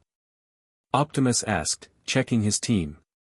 I took a hit to the arm, Bulkhead reported, showing a scorched section of armor. Nothing serious. I'm fine, RC said, then glanced at Ben. Though our human friend looks a little worn out. Ben was indeed breathing heavily, adrenaline still coursing through his system. Just another day in the life of Ben Tennyson, he joked weakly. Bumblebee made a series of concerned beeps, pointing at the Omnitrix. It'll recharge, Ben assured him. Always does. Just need a little time. Time we may not have, Optimus warned. Shockwave's interest in you is troubling. He is Megatron's chief scientist and one of the most dangerous Decepticons. Yeah, I got that impression when he talked about dissecting me, Ben said with a grimace. RC's eyes narrowed. He didn't hurt you, did he? Nah, I got away before he could grab me. Being small has its advantages sometimes. We should return to base, Optimus decided. Ratchet will want to examine Ben, and we need to secure the Energon we've gathered. Bulkhead contacted Ratchet for a ground bridge. As the swirling portal opened, Ben checked the Omnitrix again. The red glow was fading, shifting toward green. Soon he'd be able to transform again. Just as they prepared to enter the ground bridge, a familiar beeping sound came from the Omnitrix. The face turned green, and the device spoke, scan mode activated. Unknown Cybertronian variant detected. Huh? Ben looked down at the watch in confusion. What Cybertronian variant? The Autobots exchanged puzzled glances. There are no other Cybertronians here, RC said. The Omnitrix projected a scanning beam, sweeping the area until it focused on something embedded in the wall of the cavern, something that didn't look like the Energon crystals they'd been harvesting. It was smaller, darker, with a purple tint. What is that? Ben asked, approaching cautiously.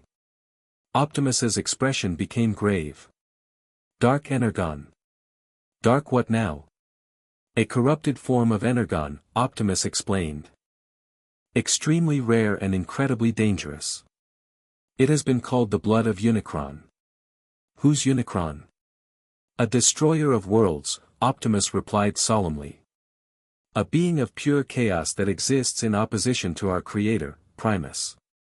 The Omnitrix completed its scan, the beam retracting. New Cybertronian variant catalogued. Integration with existing transformation in progress. That doesn't sound good, Bulkhead commented. Ratchet needs to see this, Optimus decided. Let's return to base immediately. They hurried through the ground bridge, bringing the harvested Energon and Ben's concerning new development with them. Back at the Autobot base, Ratchet examined the Omnitrix while Ben sat on a medical berth, the other Autobots gathered around. Fascinating, the medic muttered. The device appears to be adapting to our world, cataloging Cybertronian variants it encounters. But Dark Energon? RC asked. That can't be good.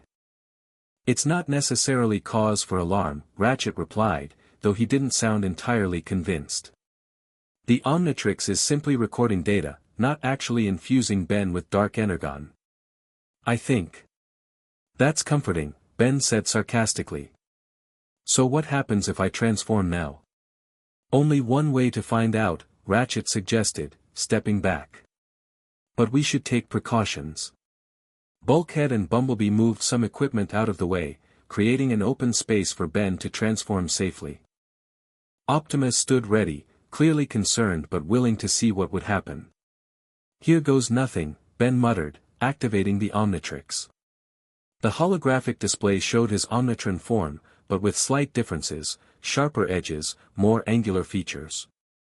He hesitated, then slammed down the dial. The transformation felt different this time, colder, with an edge of something Ben couldn't quite identify. When the green light faded, he stood in his Cybertronian form, but changed. The green parts of his armor had darkened, with hints of purple energy glowing beneath. His eyes, normally blue like the Autobots, now had a purple tint to them. "Whoa," Ben said, his voice deeper and slightly distorted. "This feels weird." "Dark Energon influence," Ratchet observed, scanning him. "But minimal. The Omnitrix appears to have integrated just enough to record the variant without fully corrupting your form." "Is it dangerous?" Optimus asked. "Hard to say," Ratchet admitted. Dark Energon typically corrupts Cybertronian systems, turning them feral or resurrecting the dead as Terracons. But Ben's transformation is unique, a simulation rather than true Cybertronian life. Ben examined his hands, which seemed sharper, more claw-like. "So I'm not going to turn into a zombie robot?" "It doesn't appear so," Ratchet confirmed. "But I'd advise caution when using this form." Ben nodded, then touched the Omnitrix symbol on his chest, reverting to human. Weird. It felt more powerful, but also colder. Like something was whispering at the edge of my mind. Optimus's expression grew concerned. Dark Energon has a will of its own, or rather, it channels the will of Unicron. If you felt its influence, even faintly, that is troubling. So no using the Dark Energon version of Omnitron? Ben asked. Not unless absolutely necessary, Optimus confirmed. The risk is too great. Fine by me, Ben agreed. Regular Omnitron works just fine.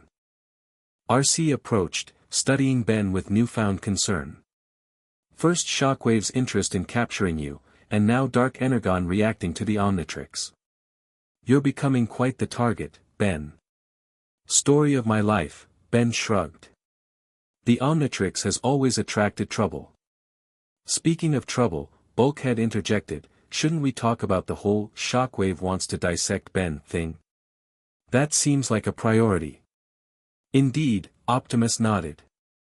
Megatron's interest in the Omnitrix is concerning enough, but Shockwave's scientific curiosity represents a unique danger. If he were to reverse engineer your transformation technology, it would be bad, Ben finished. Trust me, I know. People have been trying to copy the Omnitrix since I got it. It never ends well. We must increase our vigilance, Optimus decided.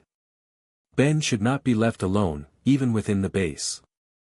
Great, I get babysitters, Ben muttered. Protection, RC corrected firmly. There's a difference. Ben sighed but didn't argue further. The encounter with Shockwave had rattled him more than he wanted to admit. The cold, logical way the Decepticon had spoken about studying him was genuinely disturbing. So what's the plan? He asked. Hide out here until Ratchet figures out how to send me home. That would be the safest option, Optimus acknowledged. But impractical. We must continue our operations against the Decepticons, and your assistance has already proven valuable. So I'm on the team. Ben brightened. Provisionally, Optimus replied. Under supervision. I can live with that, Ben grinned. Better than being stuck here watching Ratchet play with his tools. The medic huffed indignantly. I do not play with my tools. Figure of speech, Doc, Ben laughed. Bumblebee made a series of enthusiastic beeps, clearly pleased with the arrangement. See? Bees on board, Ben pointed out. Bumblebee would be excited about a pet scraplet if it meant having someone new to race, RC commented dryly, but there was a hint of amusement in her voice. What's a scraplet? Ben asked curiously. Pray you never find out, Bulkhead shuddered. The conversation was interrupted by an alert from the main computer. Ratchet hurried over to check it. Energy spike, he reported. Similar to the signature we detected when Ben arrived. Ben perked up. Another dimensional traveler? Unclear, Ratchet replied, studying the readings. The signature is weaker, more diffuse. It could be an echo of your arrival, or someone trying to replicate it, Optimus finished grimly. Location? RC asked, all business now. An abandoned factory complex outside of Crown City, about 30 miles from here. We should investigate immediately, Optimus decided. If someone is attempting to manipulate transdimensional energy, the consequences could be severe. And if it's a way home for me, I want to know, Ben added. Optimus nodded. Ratchet, prepare the ground bridge. RC, Bumblebee, you're with Ben and me. Bulkhead, remain here with Ratchet to process the energon we recovered. Ah, I miss all the fun, Bulkhead complained. Next time, big guy, Ben promised, activating the Omnitrix and transforming into his normal Omnitron form, deliberately avoiding the dark energon variant. The ground bridge swirled to life, and the team moved toward it. Be careful, Ratchet warned. If it is another dimensional anomaly, it could be unstable. We'll call if we need backup, Optimus assured him before leading the team through the portal. They emerged in front of a sprawling factory complex, rusted buildings, broken windows, and crumbling infrastructure that spoke of years of abandonment. The main building loomed ahead, a massive concrete structure with faded signage identifying it as Sumdac Systems Advanced Research Division. Cheery place, Ben commented, looking around. Definitely has that mad scientist lair vibe. RC, take point, Optimus ordered. Bumblebee, cover our flank. The team moved forward cautiously, approaching the main building. As they got closer, Ben could see light flickering through some of the broken windows, not sunlight, but something artificial and pulsing.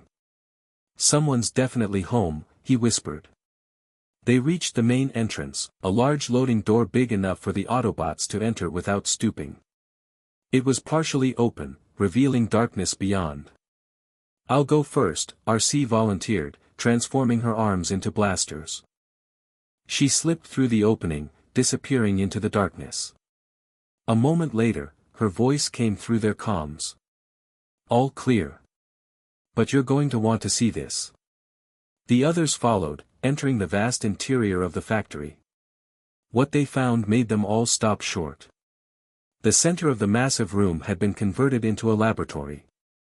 Advanced equipment, much of it clearly not of Earth origin, surrounded what appeared to be a portal framework similar to a ground bridge, but with significant differences. Purple energy crackled around its edges, and instead of the swirling green of a ground bridge, this portal showed only darkness. But what was most surprising was the single human figure working at a control panel, an older man with wild white hair and a lab coat, his back to them as he adjusted settings on the machine. A human? Ben said in surprise. Working with Cybertronian tech. The man spun around at Ben's voice, revealing a gaunt face with intense eyes. For a moment, he stared at the intruders in shock, then his expression shifted to one of calculating interest. Fascinating, the man said, his gaze fixing on Ben. The anomaly itself has come to me. How convenient. Who are you? Optimus demanded, stepping forward. And how did you acquire this technology? Dar. Arkeville, the man introduced himself with a slight bow. As for the technology, let's just say I have benefactors who share my scientific curiosity. Decepticons, RC spat. Among others, Arkaville smiled thinly. My interests transcend your petty factional war, Autobot. Ben studied the portal device. Is that supposed to be a dimensional gateway? Like what brought me here? Precisely. Arkaville's eyes lit up. You understand. Yes, after detecting the quantum disruption of your arrival, I've been working to replicate the effect. To create a stable bridge between dimensions. Why? Optimus asked, though his tone suggested he already suspected the answer. Why does any scientist do anything? Arkaville countered. To push boundaries. To discover what lies beyond. His gaze returned to Ben, specifically to the Omnitrix symbol on his chest. And to acquire new technologies that could revolutionize our understanding of reality itself. Ben instinctively placed a hand over the Omnitrix symbol. Not happening, document. We don't even know if your device works, RC pointed out, gesturing to the dark portal. Or if it's stable. A valid concern, Arkaville admitted. Which is why I'm delighted you've arrived. You see, I need a sample of the original quantum disruption to calibrate my equipment properly. He pointed at Ben. Him. Bumblebee stepped protectively in front of Ben, beeping angrily. I believe that's a no, Ben translated unnecessarily. Arkaville sighed. I had hoped for cooperation. Scientific minds working together for the advancement of knowledge. Your equipment is dangerous, Optimus stated firmly. Dimensional manipulation without proper understanding could tear apart the fabric of reality itself. A risk worth taking for what lies beyond. Arkaville's calm facade cracked slightly, revealing a manic energy beneath. Don't you see? The multiverse is waiting for us to explore it. As he spoke, Ben noticed something strange, a faint purple glow emanating from a device on Arkaville's wrist, similar to a watch but clearly not human technology. Guys, Ben said quietly to the Autobots. That thing on his wrist. It looks like, Dark Energon, Optimus finished, having noticed it too. Dar. Arkaville, you are being influenced by forces you cannot comprehend. That device you wear, is the key to everything. Arkaville interrupted, suddenly defensive. My benefactor understands the true potential of cross-dimensional energy. Your benefactor? Ben asked. You mean Megatron? Arkaville laughed, a sound that raised the hackles on Ben's metal neck.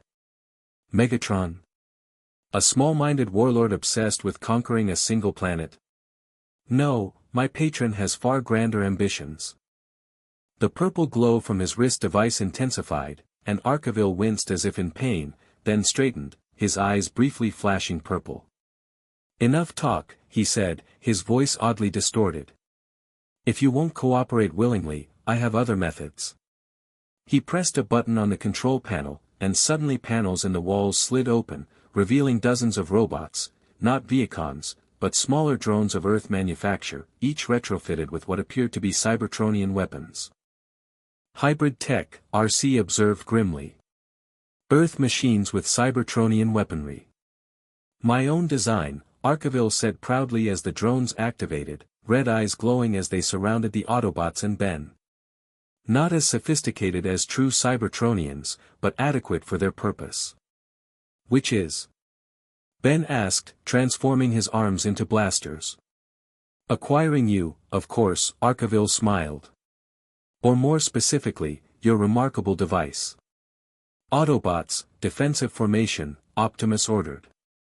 Protect Ben. The drones attacked en masse, firing energy weapons similar to Cybertronian blasters but smaller. What they lacked in power, they made up for in numbers, forcing the Autobots to scatter for cover. Ben found himself back-to-back with RC behind a large piece of machinery as energy blasts rained around them. Any ideas? He asked, returning fire at the advancing drones. We need to disable that portal device, RC replied, picking off drones with precise shots. If it really can manipulate dimensions, it's too dangerous to leave in Arkaville's hands. I'm on it, Ben decided. Cover me. RC nodded. Don't get yourself scrapped, rookie. Ben grinned. Wouldn't dream of it. He dashed from cover, RC providing suppressing fire to clear his path. Ben zigzagged between drone attacks, using his Cybertronian agility to close the distance to the portal device. Arkaville saw him coming and frantically worked the controls, the portal's dark surface beginning to ripple. Stay back, the scientist warned. The dimensional barrier is destabilizing. All the more reason to shut it down. Ben replied, reaching the control panel and transforming one hand into a blade. With a quick slash, he severed several key components, causing the equipment to spark and smoke. No! Arkaville cried out. Do you have any idea what you've done? The portal began to fluctuate wildly, the darkness within swirling and pulsing with purple energy. The air around it seemed to warp and bend as if reality itself was being twisted. That doesn't look good, Ben muttered, backing away from the increasingly unstable device. Autobots, fall back.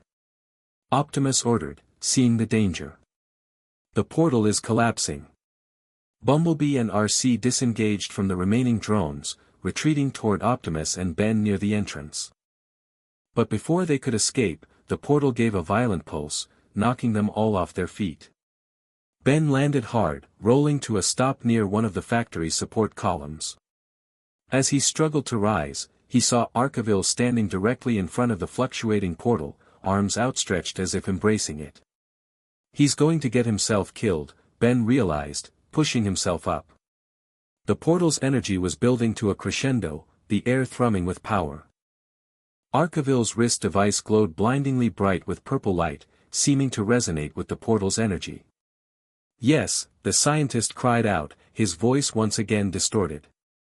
The gateway opens. He comes. Who comes? Ben shouted over the roar of the portal. What are you doing? Arkaville turned to look at him, his eyes now completely purple. The Chaos Bringer, he replied with a twisted smile. Unicron awakens. The name sent a chill through Ben's circuits. He remembered Optimus's words about Unicron, a destroyer of worlds, the antithesis of the Autobots' creator. We need to close that portal now. Ben called to the Autobots, who were fighting against the portal's gravitational pull to reach him. Optimus nodded grimly. The support structures. If we bring down the building, it might disrupt the portal's energy field. On it. RC shouted, targeting the nearest support column with her blasters. Bumblebee did the same, focusing his fire on a different column. The factory structure began to groan and shake as the supports weakened. Meanwhile, Ben charged toward Arkaville, determined to separate the scientist from the portal. Whatever you think is coming through, it's not going to be good for any of us, he shouted. You understand nothing. Arkaville snarled, the purple glow now spreading from his eyes to veins in his face. Unicron will remake this world, all worlds, in his image. As Ben reached for him, a tendril of purple energy shot from the portal, wrapping around Arkaville's arm with the strange device. The scientist screamed, not in pain, but in ecstasy. He reaches through. The connection is made. Ben grabbed Arkaville's other arm, trying to pull him away from the portal. Snap out of it. That thing is controlling you. For a moment, clarity seemed to return to Arkaville's eyes. The device, he gasped. It was supposed to be for science, for discovery. But it whispers, such terrible whispers. The building shook more violently as more support columns gave way under the Autobots' assault. Dust and debris rained down from the ceiling as the structure began to collapse. We need to go. Ben shouted, still trying to drag Arkaville away. Too late, the scientist whispered, suddenly calm. For all of us. With surprising strength, Arkaville wrenched free of Ben's grip and threw himself into the fluctuating portal. There was a blinding flash of purple light, and the portal seemed to implode, collapsing in on itself with a deafening crack. The shockwave knocked Ben backward once again, sending him crashing into Optimus, who caught him before he could hit another wall. "We must evacuate immediately," Optimus shouted as the factory's remaining supports failed. "What about Arkaville?" Ben asked, looking at where the portal had been. There was nothing there now, no equipment, no portal, and no scientist. "Gone," RC said grimly. "And good riddance." The ceiling began to cave in above them. Optimus transformed into his truck mode, his voice urgent. "Everyone, roll out. Now." RC and Bumblebee transformed, racing for the exit. Ben followed suit, shifting into his vehicle mode and speeding after them. They burst out of the factory just as it collapsed completely, a cloud of dust and debris billowing out behind them. They regrouped a safe distance away, transforming back to robot mode to survey the destruction. "That didn't go as planned," Ben commented, watching the dust settle over the ruined factory. "An understatement," Optimus replied gravely. Dr. Arkaville was tampering with forces beyond his comprehension. "What happened to him?" Ben asked. "Did he die?" "Unknown," Optimus admitted. "The portal collapsed, but whether it destroyed him or transported him elsewhere, I cannot say." "And what about this Unicron he mentioned?" Ben pressed. "He said something about a connection being made." Optimus's expression grew more troubled. "If Unicron has indeed found a way to influence our world, even slightly, the consequences could be catastrophic." "Great," Ben sighed. "So not only am I stuck in a dimension with warring robot aliens, but now there might be an ancient evil god coming to destroy everything. Just perfect." RC placed a hand on his shoulder. "Welcome to our world, rookie." Bumblebee made a series of concerned beeps, pointing at the ruins of the factory. "B's right," RC translated. "We should scan for any remaining technology before human authorities arrive." "Agreed," Optimus nodded. "If any of Dr. Arkaville's equipment survived, we cannot allow it to fall into the wrong hands." They spent the next half hour carefully searching the rubble, but found little of use. The collapse had been thorough, and whatever hadn't been destroyed by the portal's implosion was crushed beneath tons of concrete and steel. "Nothing salvageable," RC reported as they regrouped. "The portal device is completely destroyed." Ben tried not to look disappointed. "So much for that way home." "We will find another way," Optimus assured him. "Ratchet continues to study the energy signature of your arrival. Given time, he may develop a solution." "I hope so," Ben said, looking up at the sky. "My family must be going crazy wondering what happened to me." "You have family?"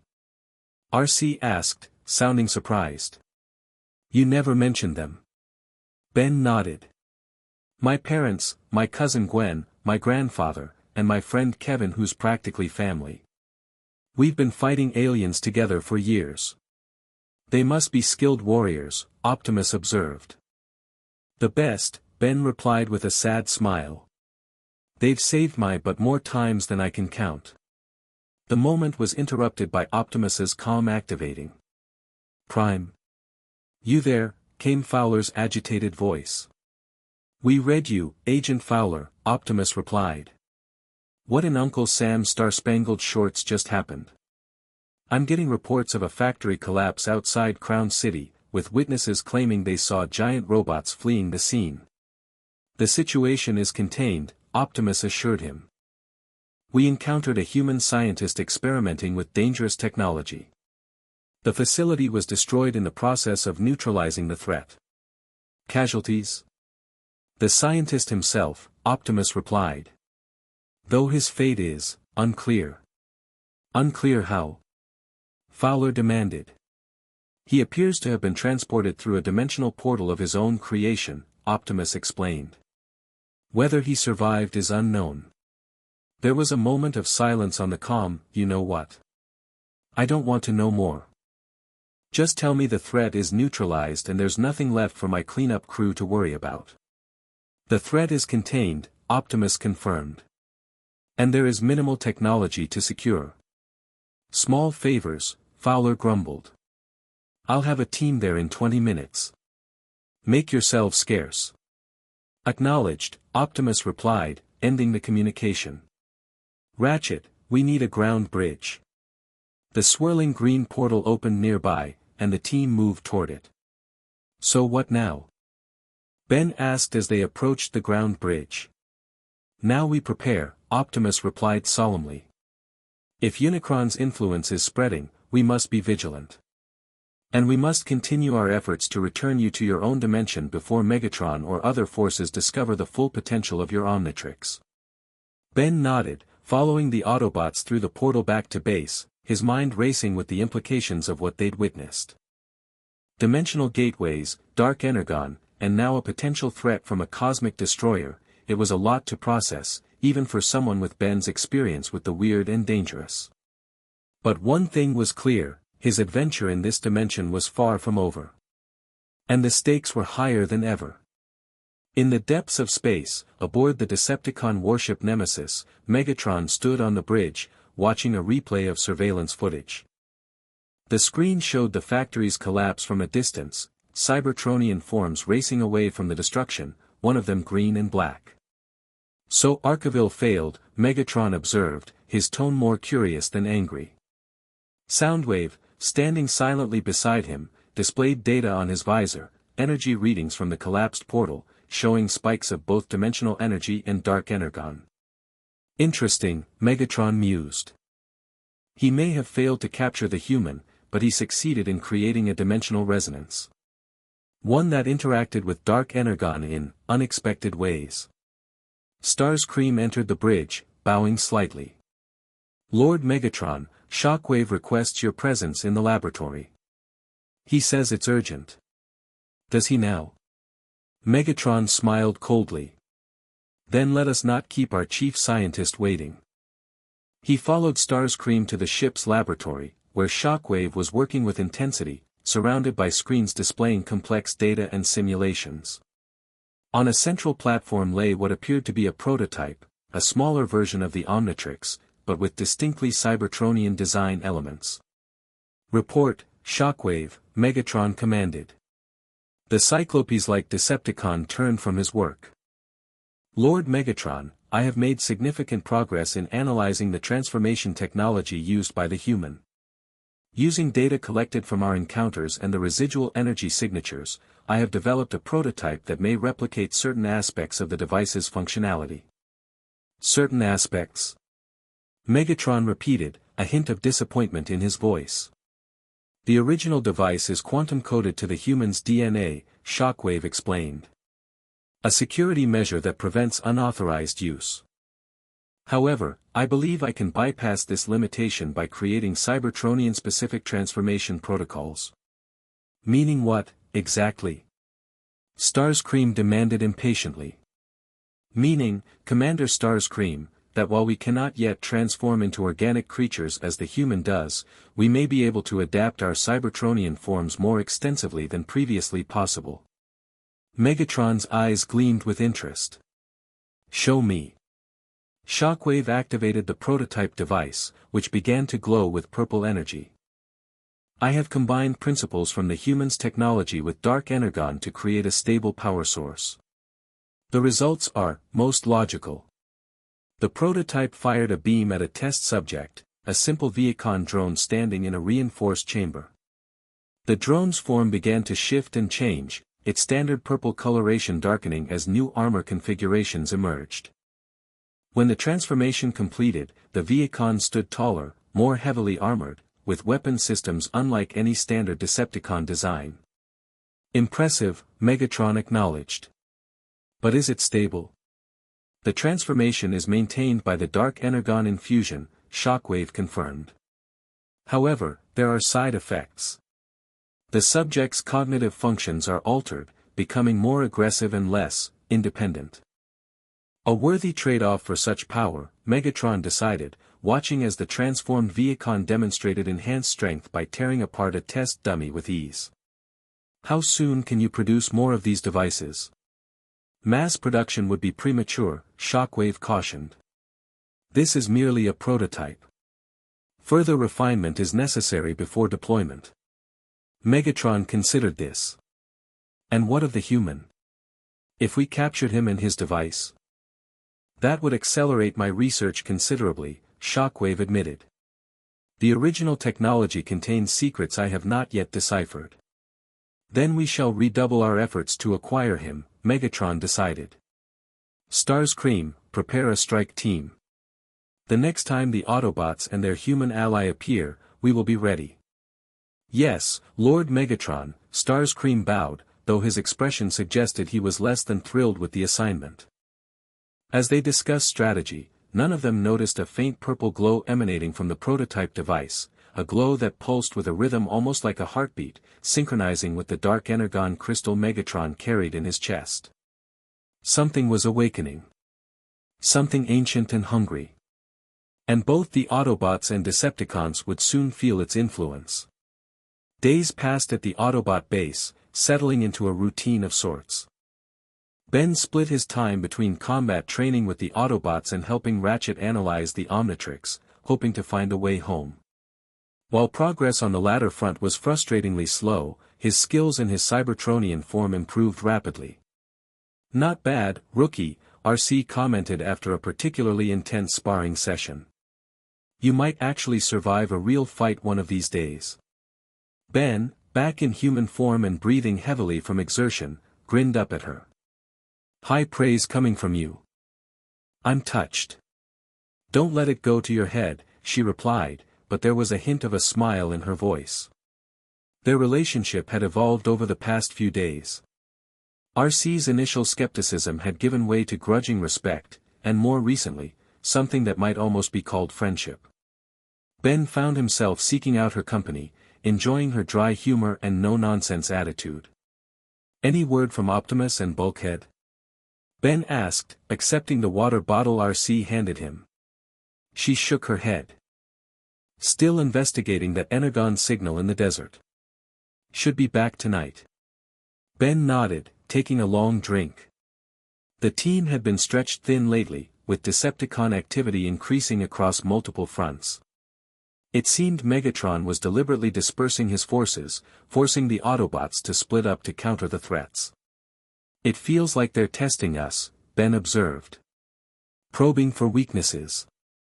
That's exactly what they're doing, RC agreed. Megatron's building toward something. I can feel it. Before Ben could respond, the proximity alarm sounded. Ratchet checked the monitor. Agent Fowler, he reported as the elevator began its descent. Moments later, Fowler stormed into the command center, his expression grim. We've got a situation, he announced without preamble. What kind of situation? RC asked, stepping forward.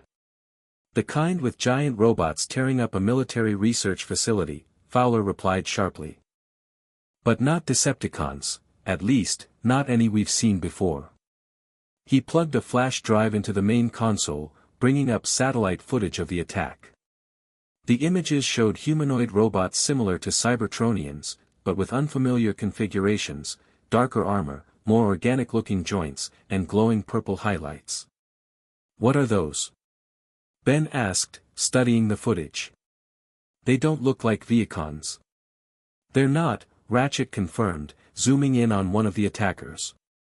The design is hybrid. Cybertronian base structure, but with significant modifications. Modified how? RC pressed. Ratchet enlarged the image further, focusing on the purple glow emanating from the robot's joints and eyes. Dark energon infusion. And something else. He adjusted the image again, highlighting a small device attached to each robot's chest. That technology looks familiar. Ben felt a chill run down his spine. It looks like the Omnitrix. A crude approximation, perhaps, Ratchet nodded grimly. But the energy signature is similar. Shockwave, RC realized. He's been experimenting with the Omnitrix technology he observed during our encounters. And combining it with dark energon, Ratchet added. A dangerous combination. What are they after at this facility? Ben asked, turning to Fowler. The agent's expression darkened further. Project Damocles. It's a satellite-based weapons system designed to take out precision targets from orbit. If the Decepticons get control of it, they could target anyone, anywhere on Earth. RC finished. We need to stop them. Optimus and Bulkhead are too far away to help, Ratchet warned. And Bumblebee is on patrol on the other side of the state. Then it's just us, Ben decided, activating the Omnitrix. We can handle it. Whoa, hold on, Fowler protested. You're sending a kid and one Autobot against those things. No offense, but that's suicide. I've faced worse odds, Ben assured him, transforming into Omnitron. And I'm not exactly helpless. Besides, RC added, transforming her arms into blasters, we don't have much choice. If these hybrids get control of your weapon system, Earth is in serious danger. Fowler reluctantly nodded. Alright, but I'm coming too. I know the facility layout, and I can help coordinate with the human personnel on site. Fine by me, Ben agreed. Ratchet, can you ground bridge us directly into the facility? The medic shook his head. Too risky with unknown hostiles present. I can get you to the perimeter, but you'll need to proceed on foot from there. That'll work, RC decided. Let's move. Ratchet activated the ground bridge, coordinates set for the military facility under attack. Ben, RC, and Fowler moved toward the swirling portal. Be careful, Ratchet warned. If Shockwave has indeed found a way to replicate aspects of the Omnitrix using Dark Energon, these hybrids may have abilities we haven't seen before. We'll handle it, Ben assured him, following RC through the portal. They emerged on a hillside overlooking a sprawling military complex surrounded by a high-security fence. Even from a distance, they could see signs of the attack, smoke rising from several buildings, the flashing lights of emergency vehicles, and occasional bursts of weapons fire. Looks like they're still here, Ben observed, scanning the facility. What's the plan? The main control center for Project Damocles is in the central building, Fowler explained, pointing to a large structure at the heart of the complex. That's likely where they're headed. Then that's where we're going, RC decided. Ben, you and I will engage the hybrids directly. Fowler, you coordinate with the military personnel and try to secure the Damocles controls. Works for me, Fowler agreed, checking his sidearm. But how do we get in? The main gate is probably swarming with those things. Ben grinned, or as close to a grin as his Cybertronian face could manage. Who needs gates when you can make your own entrance? Before RC could protest, Ben charged down the hillside, transforming into his vehicle mode mid-run. He hit the security fence at top speed, crashing through it with minimal damage to his armored form. Show off, RC muttered, transforming into her motorcycle mode. Agent Fowler, you might want to hold on. Fowler barely had time to climb onto RC's seat before she raced after Ben, following the path he'd cleared through the fence. They sped across the open ground toward the facility buildings, alarms blaring around them. As they approached the central building, 3 of the hybrid robots emerged, their purple eyes locking onto the newcomers. They raised arm cannons similar to Cybertronian weapons but with an organic, almost vein-like pattern of purple energy running through them. Intruders detected, one of the hybrids announced in a distorted voice. Capture the transformation unit. Terminate the Autobot. Friendly bunch, Ben commented, transforming back to robot mode and activating his arm cannons. Let's see what they've got.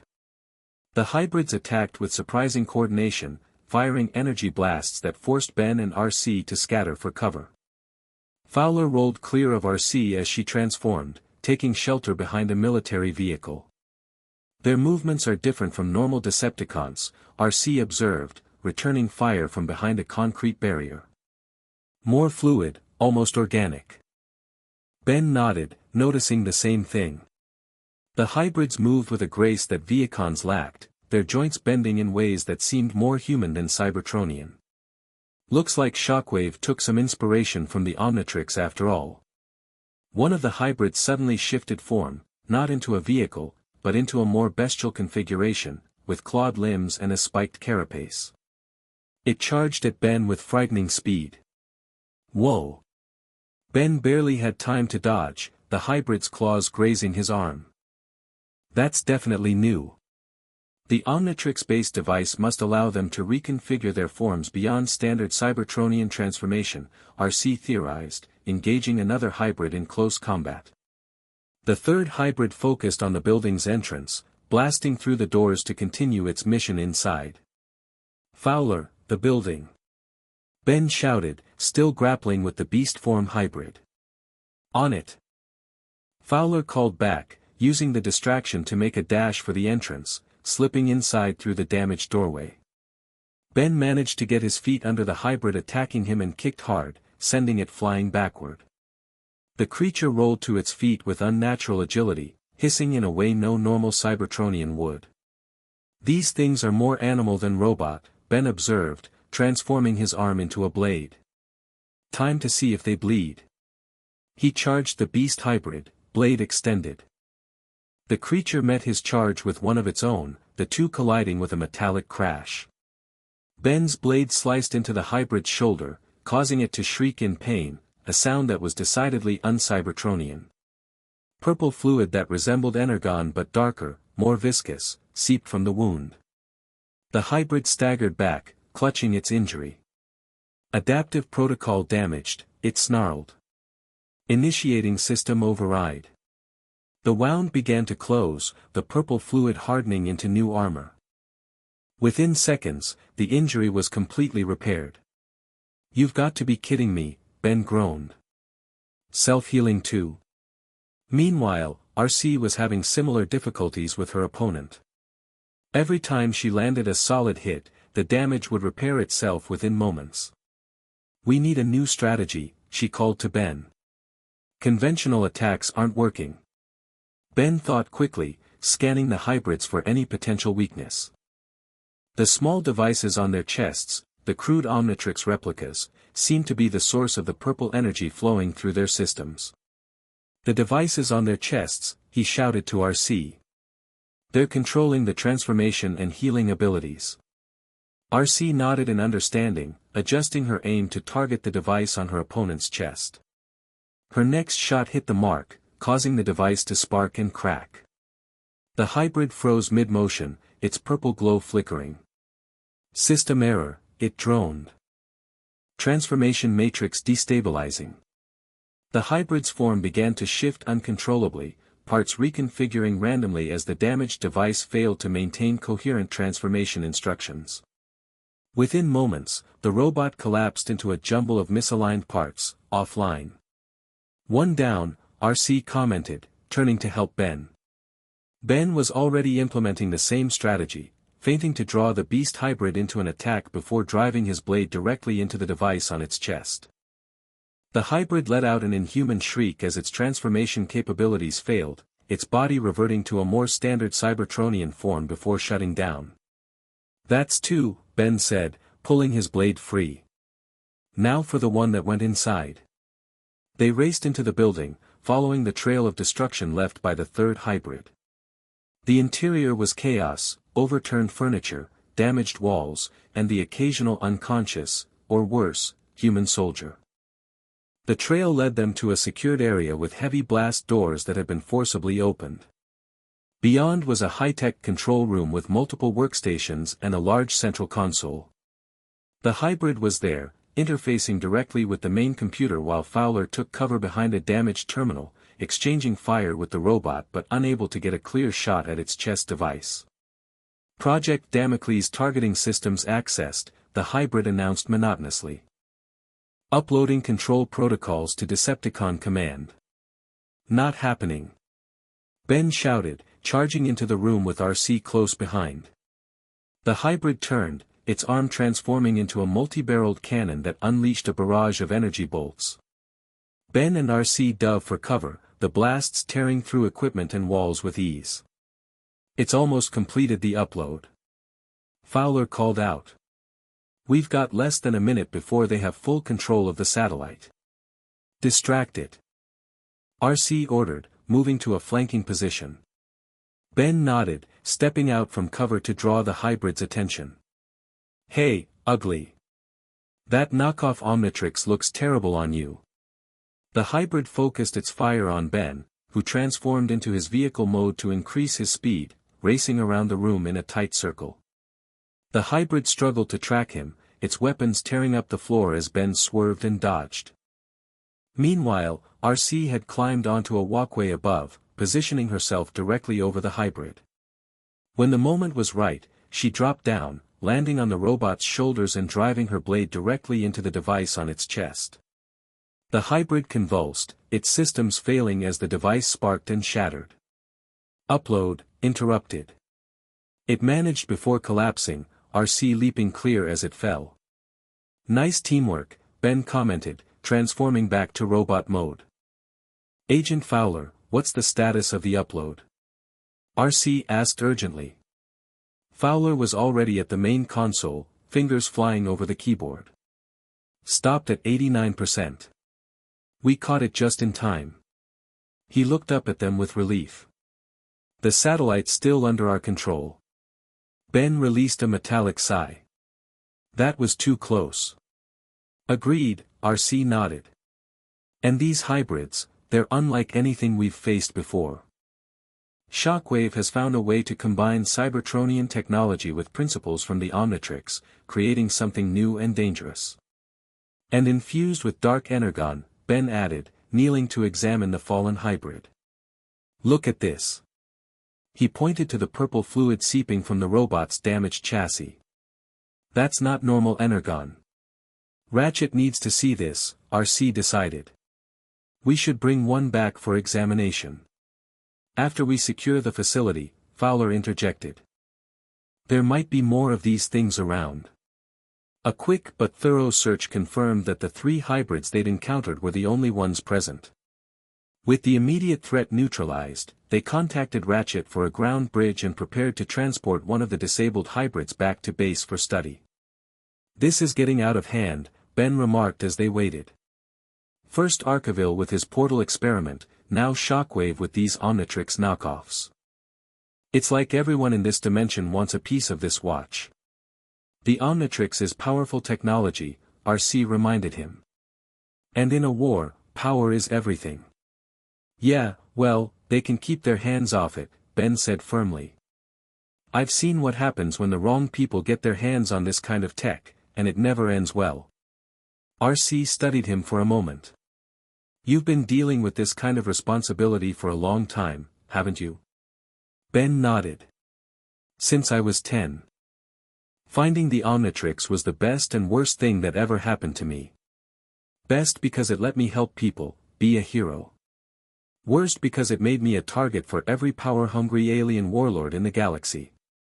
Like Megatron, RC observed. Exactly like Megatron, Ben agreed. Different universe, same song and dance. The ground bridge opened nearby, its swirling green energy a stark contrast to the destruction around them. Let's get this thing back to base, RC said, hefting the disabled hybrid. The sooner Ratchet can analyze it, the sooner we'll understand what we're up against. As they prepared to enter the portal, Ben couldn't shake the feeling that this was just the beginning. Shockwave's experiments with Omnitrix-inspired technology, Arkeville's mysterious connection to Unicron, the increasing Decepticon activity, it all pointed to something bigger building on the horizon. Something that could threaten not just one world, but potentially 2. And he was caught right in the middle of it. Just another day in the life of Ben Tennyson. In the deepest chamber of the Nemesis, far from the regular crew quarters and command centers, Shockwave stood before a massive containment unit. Inside, suspended in a bath of dark energon, was Dr. Arkeville, or what remained of him.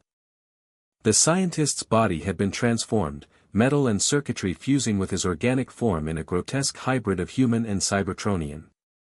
His eyes, now permanently glowing purple, stared unseeing at the ceiling of his prison.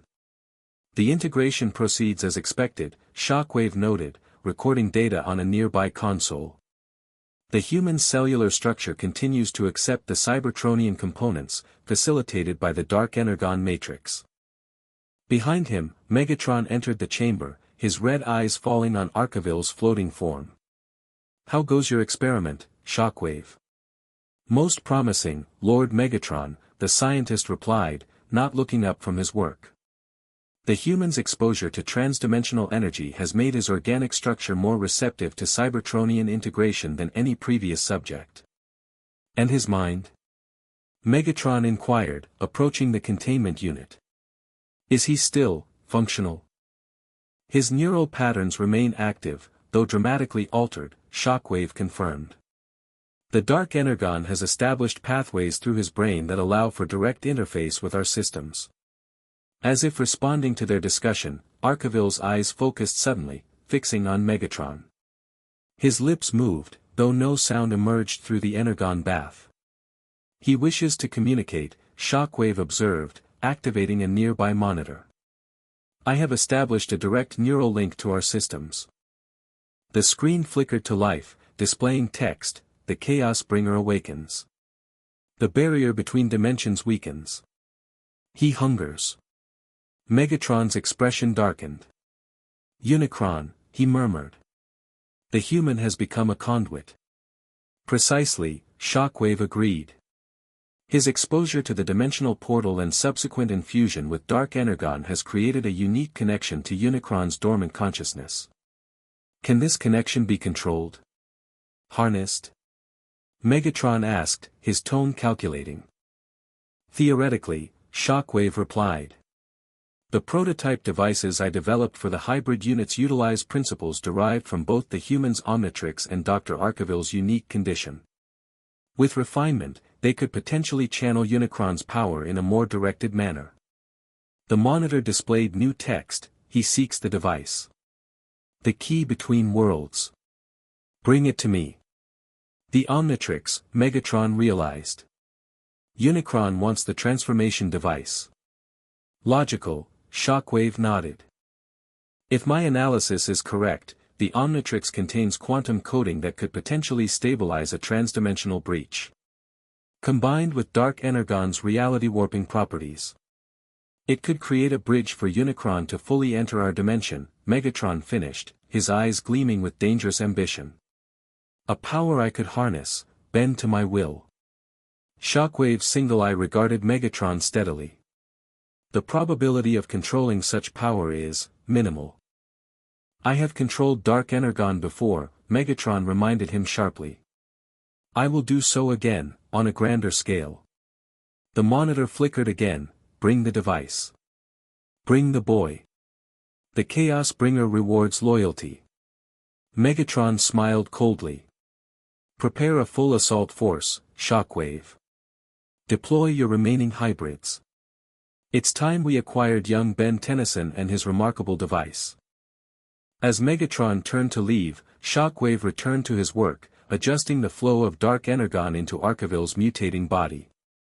Behind them, unseen by either Decepticon, Arkaville's lips curved into a small, knowing smile. The pieces were moving into position. The game was approaching its final phase. And behind it all, an ancient power stirred in the space between dimensions, watching and waiting for its moment to return. Chapter 3, Convergence. Ben stared at the ceiling of his makeshift room in the Autobot base, sleep evading him despite his exhaustion. It had been 3 days since they'd encountered Shockwave's hybrid creations, and the implications of what they'd discovered weighed heavily on his mind. Ratchet's analysis of the damaged hybrid they'd brought back had been disturbing. The device on its chest was indeed a crude attempt at replicating the Omnitrix's transformation capabilities, powered by Dark Energon instead of the Omnitrix's mysterious energy source.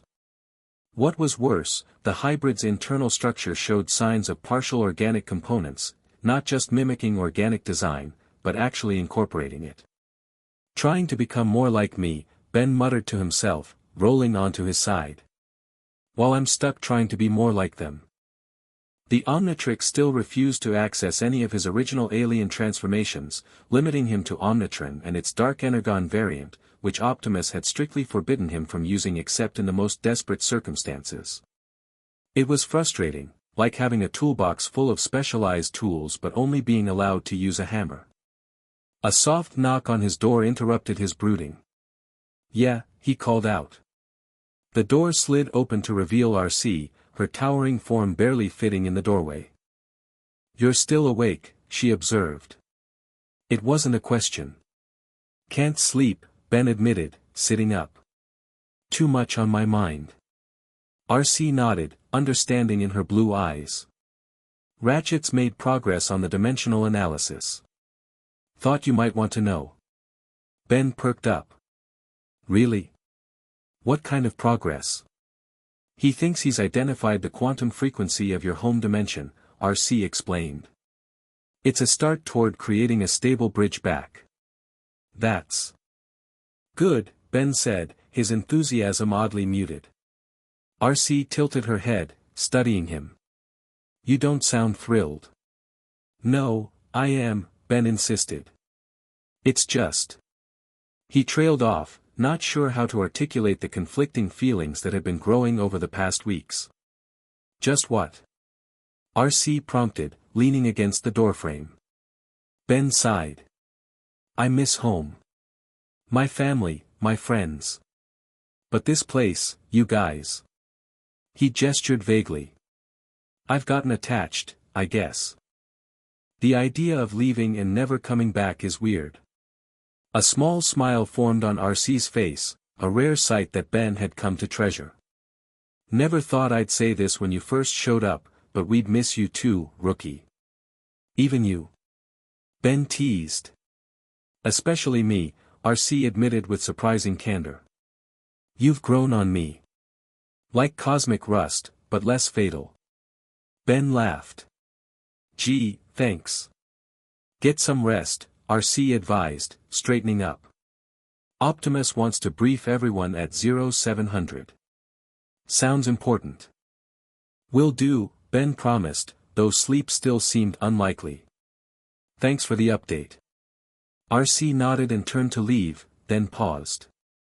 "And Ben? Whatever happens with the dimensional bridge, it's been an honor fighting alongside you." Before Ben could respond, she was gone, the door sliding shut behind her. He stared at the closed door for a long moment, a complicated mix of emotions swirling in his chest. "Yeah," he said softly to the empty room. "You too." Morning came too quickly. Ben dragged himself to the command center, nursing a cup of coffee that Fowler had thoughtfully stocked in the human area of the base. The entire Autobot team was gathered: Optimus, Ratchet, RC, Bumblebee, and Bulkhead, along with Agent Fowler, who looked as tired as Ben felt. "Nice of you to join us," Ratchet commented dryly as Ben entered. "Good morning to you too, Sunshine," Ben retorted, taking a long sip of coffee. He caught RC's eye and she gave him a subtle nod of greeting. "Now that we're all present," Optimus began, his deep voice commanding immediate attention, "we must discuss two critical developments. First, Ratchet has made significant progress on identifying the quantum signature of Ben's home dimension." All eyes turned to Ratchet, who stepped forward. "Using the residual energy from Ben's arrival and data from the Omnitrix, I've been able to isolate the specific vibrational frequency of his universe.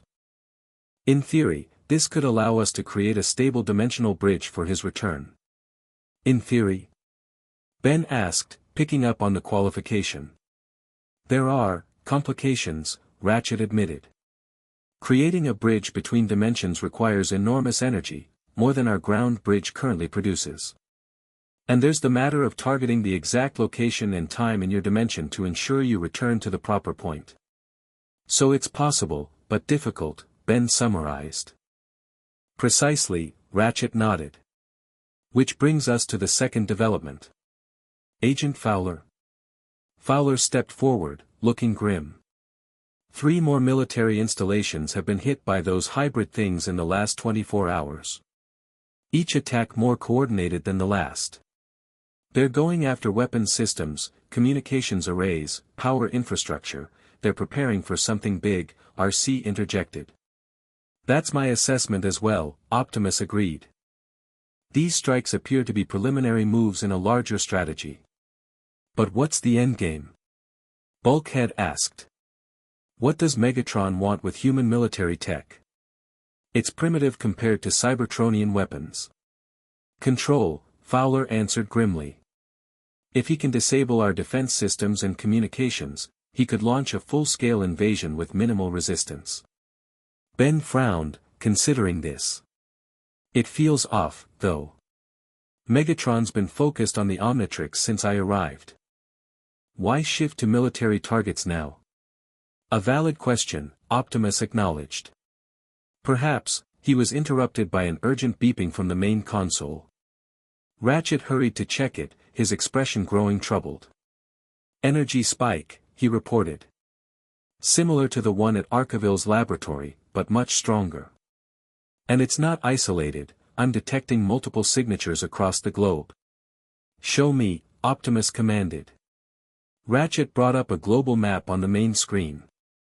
Pulsing purple dots appeared in a dozen locations worldwide, each one growing steadily brighter. Dark Energon signatures, Ratchet explained. All synchronizing to the same frequency. It's as if they're resonating with each other. Like they're being tuned, Ben realized, setting down his coffee. Calibrated. For what purpose? Fowler demanded. Before anyone could answer, the base's proximity alarm blared. Ratchet checked a different monitor, his eyes widening. Decepticons, he shouted. Dozens of them, approaching from all directions. How did they find our location? RC demanded, her arms transforming into blasters. Unknown, Optimus replied, his own weapons activating. But our immediate priority must be defense. Autobots, prepare for battle. Ben activated the Omnitrix, transforming into Omnitron. They must be after me and the Omnitrix, he said grimly. This is my fault. Blame won't help us now, RC told him firmly. Focus on the fight ahead.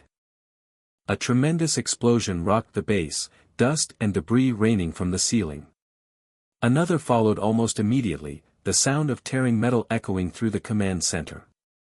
They're breaking through the upper entrance. Bulkhead reported, moving toward the sound. And the vehicle access tunnel. Ratchet added as a third explosion shook the ground. They're hitting us from all sides, RC realized. This isn't a raid, it's a full assault. Optimus's expression hardened. Ratchet, activate the ground bridge. Prepare for emergency evacuation. Where to? Ratchet asked, already working the controls. The secondary base in the mountains, Optimus decided. Agent Fowler, you go first. Not a chance, Prime, Fowler interrupted, drawing his sidearm. This is my planet they're threatening. I'm staying in the fight. Before Optimus could argue, the ceiling above them began to crack and buckle. With a deafening crash, a section collapsed, and through the opening dropped three of Shockwave's hybrids, their purple eyes glowing menacingly in the dust-filled air. Locate the Omnitrix bearer, one of them droned. Priority target. Ben didn't wait for them to spot him. Charging forward, he transformed his arms into cannons and opened fire, catching the lead hybrid in the chest. The blast staggered it but didn't disable it. These versions were clearly more resilient than the ones they'd encountered before. The battle erupted around them. Bumblebee and Bulkhead engaged the other two hybrids while RC moved to support Ben. Optimus stood guard near Ratchet, who was frantically working to get the ground bridge operational while simultaneously monitoring the base's failing defenses. The ground bridge is ready, Ratchet announced after what felt like an eternity. But there's a problem, the attack has damaged the power regulators. We have one shot at this before the system overloads. Then make it count. Optimus ordered. Autobots, fall back to the bridge. Ben and RC had just disabled one of the hybrids when the main entrance to the base exploded inward in a shower of metal and concrete. Through the breach stepped Megatron himself, flanked by Starscream, Soundwave, and a dozen Vehicons. Prime. Megatron called, his voice echoing through the chaotic chamber. Surrender the human and his device, and I may allow your Autobots to live. Not happening, Megatron. Ben shouted back, stepping forward despite RC's attempt to pull him back. Megatron's red eyes fixed on Ben, a cold smile spreading across his face. Ah, the shapeshifter himself. How convenient. Ben, get to the ground bridge, Optimus ordered, moving to intercept Megatron. I'm not leaving you guys to face him alone. Ben protested. That's an order. Optimus insisted, engaging Megatron in a clash of blades that sent sparks flying across the command center. The battle intensified as more Decepticons poured into the base. Bumblebee and Bulkhead were holding their own against the Viacons, while RC danced around Starscream's attacks with practiced agility. But they were outnumbered and fighting in their own crumbling base, a tactical nightmare. Ben found himself torn between following Optimus's order and staying to help. The decision was made for him when Soundwave suddenly appeared before him, the faceless Decepticon's tentacle-like appendages lashing out with lightning speed. Whoa! Ben ducked under the first strike, but the second caught him around the midsection, lifting him off his feet. Let go, you creepy silent movie reject. He transformed his arm into a blade, slashing at the tentacle holding him. Soundwave released him just enough to avoid the cut, then slammed him into a nearby wall hard enough to crack the concrete. Ugh, Ben groaned, his Cybertronian form absorbing damage that would have killed him as a human. That's gonna leave a mark. Soundwave advanced methodically, another tentacle deploying from his chassis, this one ending in what looked like a surgical tool. The message was clear, he intended to extract the Omnitrix by force if necessary. Ben! RC shouted from across the room, trying to reach him but blocked by Starscream and two Viacons. Hold on. Working on it. Ben called back, transforming his legs to propel himself upward just as Soundwave struck. The surgical tool embedded itself in the wall where Ben had been a moment before. Landing on a walkway above, Ben took stock of the situation. The base was falling apart around them, the Autobots were outnumbered, and the ground bridge was their only escape route, but it was on the verge of overloading according to Ratchet. One shot, Ben muttered to himself. We need a distraction. His eyes fell on a cluster of energon containers near the damaged power regulators. An idea formed, reckless, potentially stupid, but their best chance. Ratchet, he shouted down to the medic. Set the ground bridge for the mountain base and get everyone through now. Ratchet looked up, understanding dawning on his face as he followed Ben's gaze to the energon containers. You can't be serious. The resulting explosion could, just do it. Ben insisted. I'll be right behind you. Before anyone could stop him, Ben leaped from the walkway, transforming into his vehicle mode midair. He hit the ground with a screech of tires and raced toward the energon containers, drawing the attention of every Decepticon in the room, exactly as he'd intended. Stop him. Megatron roared, disengaging from his battle with Optimus. He's going for the energon. The ground bridge sprang to life, its swirling vortex offering escape. Autobots, retreat. Optimus commanded. That's an order. Bulkhead and Bumblebee reluctantly disengaged from their opponents, falling back toward the bridge. RC hesitated, her eyes finding Ben as he raced toward what would certainly be a massive explosion. Ben, she shouted. Don't do this. Trust me, he called back, skidding to a stop near the energon containers. He transformed back to robot mode, one arm becoming a cannon aimed directly at the volatile fuel source. Get through the bridge. I'm right behind you. RC looked torn, but Optimus grabbed her arm. We must go. Ben knows what he's doing. He better, she muttered, following Optimus toward the portal. Ratchet and Fowler had already gone through, with Bumblebee and Bulkhead just entering the swirling energy field. Ben waited until RC and Optimus were at the threshold of the bridge before firing at the energon containers. See you on the other side, he shouted, already transforming back to vehicle mode, prepared to race through the explosion toward the ground bridge. But he never got the chance. Just as his shot struck the containers, causing them to glow ominously with building energy. Something slammed into him from behind. Ben found himself pinned to the floor by a heavy weight, his transformation interrupted. "Not so fast, boy," came Megatron's voice from above him. "You're coming with me." The Energon containers exploded with a blinding flash of blue-green energy, the shockwave rippling through the base. The last thing Ben saw was Optimus and RC disappearing through the ground bridge an instant before the explosion reached them. Then darkness claimed him as something struck his head with tremendous force. Consciousness returned to Ben in fragments, flashes of sensation, snippets of sound, brief moments of clarity followed by darkness. He was being carried, then strapped to something cold and metallic. Voices argued around him, some he recognized, others unfamiliar. "Damaged in the explosion. Repair the device first. Lord Megatron demands. Logical approach requires." Each time he tried to open his eyes, pain lanced through his skull, driving him back into unconsciousness. The Omnitrix, he could feel it still on his wrist, but something was wrong. It felt cold, unresponsive. Finally, after what seemed like hours or possibly days, Ben managed to claw his way fully back to consciousness. His eyes fluttered open to reveal a laboratory of some kind, the architecture distinctly Cybertronian but with a darker, more angular aesthetic than the Autobot base. "He awakens," came a monotone voice that Ben instantly recognized.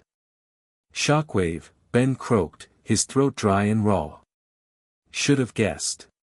He tried to move, only to discover he was restrained on an examination table of sorts, thick metal bands securing his arms, legs, and torso. He was in human form, the Omnitrix visible on his wrist but surrounded by some kind of containment field that glowed faintly purple. Attempting to transform would be inadvisable, Shockwave informed him, stepping into view. The one-eyed Decepticon scientist studied Ben dispassionately. "The containment field will prevent the Omnitrix from functioning while simultaneously preserving its integrity for study." "Where am I?" Ben demanded, straining against his restraints. "What happened to the Autobots?" "You are aboard the Nemesis, the Decepticon flagship," came another voice, deeper, more menacing. Megatron emerged from the shadows, his red eyes gleaming with triumph. "As for your Autobot friends, they escaped through their ground bridge moments before your base was destroyed. A pity. I had hoped to terminate at least a few of them." "Sorry to disappoint," Ben replied sarcastically. "Maybe next time send a fruit basket instead of blowing up their home." Megatron's eyes narrowed. "Your humor does you no credit in your current situation, boy." "Yeah, well, it's kind of my thing," Ben retorted, despite the very real fear building in his chest. "So what's the plan here? Dissect me? Try to remove the Omnitrix? Because I should warn you, it doesn't come off." "So we have observed," Shockwave confirmed. "The device appears symbiotically bonded to your biological structure in ways that defy conventional separation methods. Which is why we will not be attempting to remove it," Megatron added. "At least, not yet. First, Shockwave will study its operation, how it interfaces with your organic systems to create the transformation effect." "And I'm just supposed to cooperate?" Ben asked incredulously. Megatron smiled coldly. "Your cooperation is not required. Merely your presence." He nodded to Shockwave, who activated a control panel near the examination table. The containment field around the Omnitrix hummed louder, and Ben felt a strange tingling sensation in his arm. "The field is calibrated to stimulate the device without allowing full transformation," Shockwave explained. "This will permit detailed scanning of its internal mechanisms while they are active." The tingling intensified, becoming uncomfortable, then painful. Ben gritted his teeth, determined not to give them the satisfaction of hearing him cry out. The Omnitrix began to glow brighter than normal, the dial spinning on its own as the containment field forced it into a partial activation state. "Fascinating," Shockwave murmured, studying readings on a nearby screen. "The quantum manipulation matrices are unlike anything in Cybertronian science. The device doesn't merely restructure matter, it fundamentally rewrites it at the subatomic level. Told you it was special, Ben managed through clenched teeth. One of a kind. Not for long, Megatron promised ominously. Shockwave's prototypes have already demonstrated limited success in replicating certain aspects of your device's functionality. With these new insights, a true replica may be possible. The pain was becoming unbearable as the Omnitrix fought against the containment field's forced activation. Green sparks began to fly from the device, and warning symbols flashed across its face. Shockwave, Megatron said sharply, noticing the anomalous behavior. Is this expected? Negative, the scientist replied, his single eye fixed on the increasingly erratic readings. The device appears to be initiating some form of defense protocol. Energy levels are rising beyond predicted parameters. Ben felt the familiar surge that preceded transformation, but twisted, wrong somehow. You might want to back up, he warned, half delirious with pain. It doesn't like being poked. As if confirming his words, the Omnitrix suddenly pulsed with blindingly bright green light, overloading the containment field in a shower of sparks. The restraints holding Ben snapped open as the examination table itself short-circuited. Ben rolled off the table, landing in a crouch despite his shaking limbs. The Omnitrix continued to pulse erratically, but now he could see the display, and what he saw made his blood run cold. Fusion protocols engaged, the device announced in a mechanical voice. Attempting emergency stabilization. What is it doing? Megatron demanded, stepping back as the green light around Ben began to mix with purple energy that seemed to be coming from somewhere else in the laboratory. Ben followed the trail of purple energy to its source, a large containment chamber against the far wall, inside which floated a horrifically transformed human figure. The man's body was partially mechanical, with Cybertronian components fused to human tissue in a grotesque hybrid. But what froze Ben's blood was the face, distorted and changed, but still recognizable. Arkeville, Ben whispered in horror. What have you done to him? Merely facilitated his evolution, Shockwave replied calmly, though he had moved to a safe distance from both Ben and the containment chamber. Dar. Arkeville's exposure to transdimensional energy made him an ideal subject for cybernetic enhancement. The purple energy flowing between Arkeville and the Omnitrix intensified, and Ben felt a transformation beginning, but not into Omnitron or any alien form he recognized. His body began to shift and change, growing taller, more mechanical, but with organic components still visible beneath metallic plating. What's happening to me? Ben gasped, watching in horror as his arms became a fusion of flesh and metal, Cybertronian technology merging with his human form rather than replacing it. Unexpected, Shockwave observed with scientific detachment. The dark energon from Arkeville's chamber appears to be interfacing with the Omnitrix's transformation matrix, creating a hybrid state.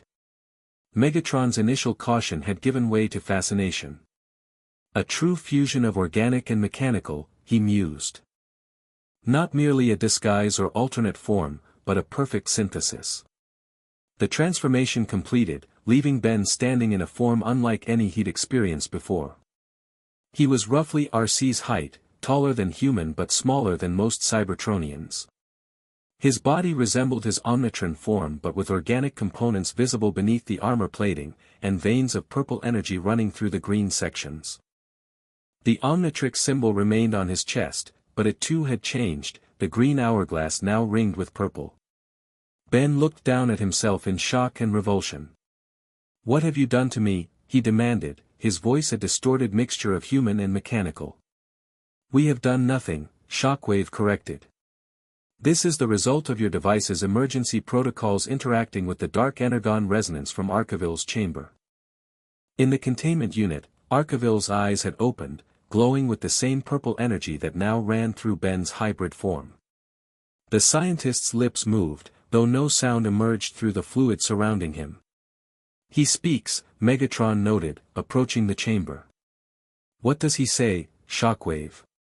The Decepticon scientist activated a nearby console, bringing up a display. Text appeared, apparently translating Arkaville's thoughts directly. The convergence begins. The vessel is prepared. Vessel? Ben repeated, a chill running through his part organic, part mechanical body. What's that supposed to mean? Arkaville's eyes fixed on Ben, and new text appeared on the screen. You, Ben Tennyson. Bearer of the key between worlds. Unicron requires your service. Not interested, Ben shot back, backing away from the chamber. I've dealt with plenty of would-be conquerors before. Unicron's just another name on the list. A sound like laughter came through the fluid in Arkaville's chamber, bubbles rising from his mouth as his body convulsed in amusement. More text appeared. You misunderstand. You are not asked. You are chosen. The purple energy flowing through Ben's hybrid form suddenly intensified, causing him to cry out in pain. He fell to his knees, clutching at the Omnitrix symbol on his chest as it pulsed with alternating green and purple light. What's happening to him? Megatron demanded, watching as Ben writhed on the laboratory floor. It appears Unicron is attempting to assert control through the Dark Energon, Shockwave theorized. The Omnitrix is resisting, creating a conflict within the hybrid form. Ben fought against the foreign presence trying to invade his mind, a vast, ancient consciousness that felt like a bottomless well of hatred and chaos. Images flashed before his eyes, planets being devoured, stars extinguished, entire realities torn asunder. No, Ben growled, focusing on the Omnitrix, trying to connect with it as he had so many times before. This is my body. My mind. Get out. The Omnitrix symbol flared with pure green light, pushing back against the purple energy. For a moment, the two forces seemed evenly matched, creating a stalemate within Ben's hybrid form. In the containment chamber, Arkaville's body began to thrash violently, the fluid around him boiling with dark energy. The glass of the chamber cracked, then shattered, releasing a flood of energon and the twisted form of the scientist. Arkaville rose from the puddle of fluid, his cybernetically enhanced body moving with unnatural grace. His eyes blazed with purple fire, and when he spoke, his voice was a horrific blend of human and something ancient, something other. The Chaos Bringer will not be denied, Arkaville/Unicron intoned. The convergence of dimensions approaches. The key will open the way. This was not part of our agreement, Unicron, Megatron snarled, stepping between Arkaville and Ben. The boy and his device were to serve my purposes, not yours. Arkaville laughed, the sound echoing with otherworldly harmonics. Fool! Did you truly believe you could harness my power without consequence? You are a tool, Megatron, nothing more. No one uses Megatron as a tool, the Decepticon leader roared, transforming his arm into his fusion cannon and firing directly at Arkaville. The blast struck the hybrid scientist squarely in the chest, but instead of damaging him, the energy seemed to be absorbed into his body. Arkaville smiled, the expression twisted on his half-mechanical face. Your energon weapons are useless against one infused with my essence, Unicron spoke through Arkaville. But since you insist on defiance. He raised a hand, and dark energon erupted from his palm, striking Megatron with enough force to send the massive Decepticon flying across the laboratory. Megatron crashed into a bank of equipment, momentarily stunned. Shockwave had wisely retreated to the far side of the laboratory, observing the conflict with scientific detachment despite the danger. His single eye tracked between Arkaville, Megatron, and Ben, calculating probabilities and outcomes. Ben, still fighting the influence trying to invade his mind, managed to push himself to his feet. The Omnitrix symbol continued to pulse with green light, holding the dark energon at bay within his hybrid form. Whatever you're trying to do, Ben gasped, addressing Arkaville/Unicron, it's not going to work. The Omnitrix has safeguards. Fail-safes. Indeed, Arkaville acknowledged, turning his attention fully to Ben. Impressive technology. But ultimately, it is merely a tool, as are you. A key to unlock the barriers between dimensions. Why? Ben demanded, trying to buy time as he felt the Omnitrix slowly regaining stability. What do you want with my dimension? Not merely your dimension, Arkaville corrected, approaching Ben with measured steps. All dimensions. All realities. Unicron hungers for what lies beyond this limited universe. Your arrival created a fracture in the dimensional barriers, a small crack that can be widened into a breach. Understanding dawned on Ben. The portal at your lab. You weren't trying to send me home. You were trying to create a permanent gateway.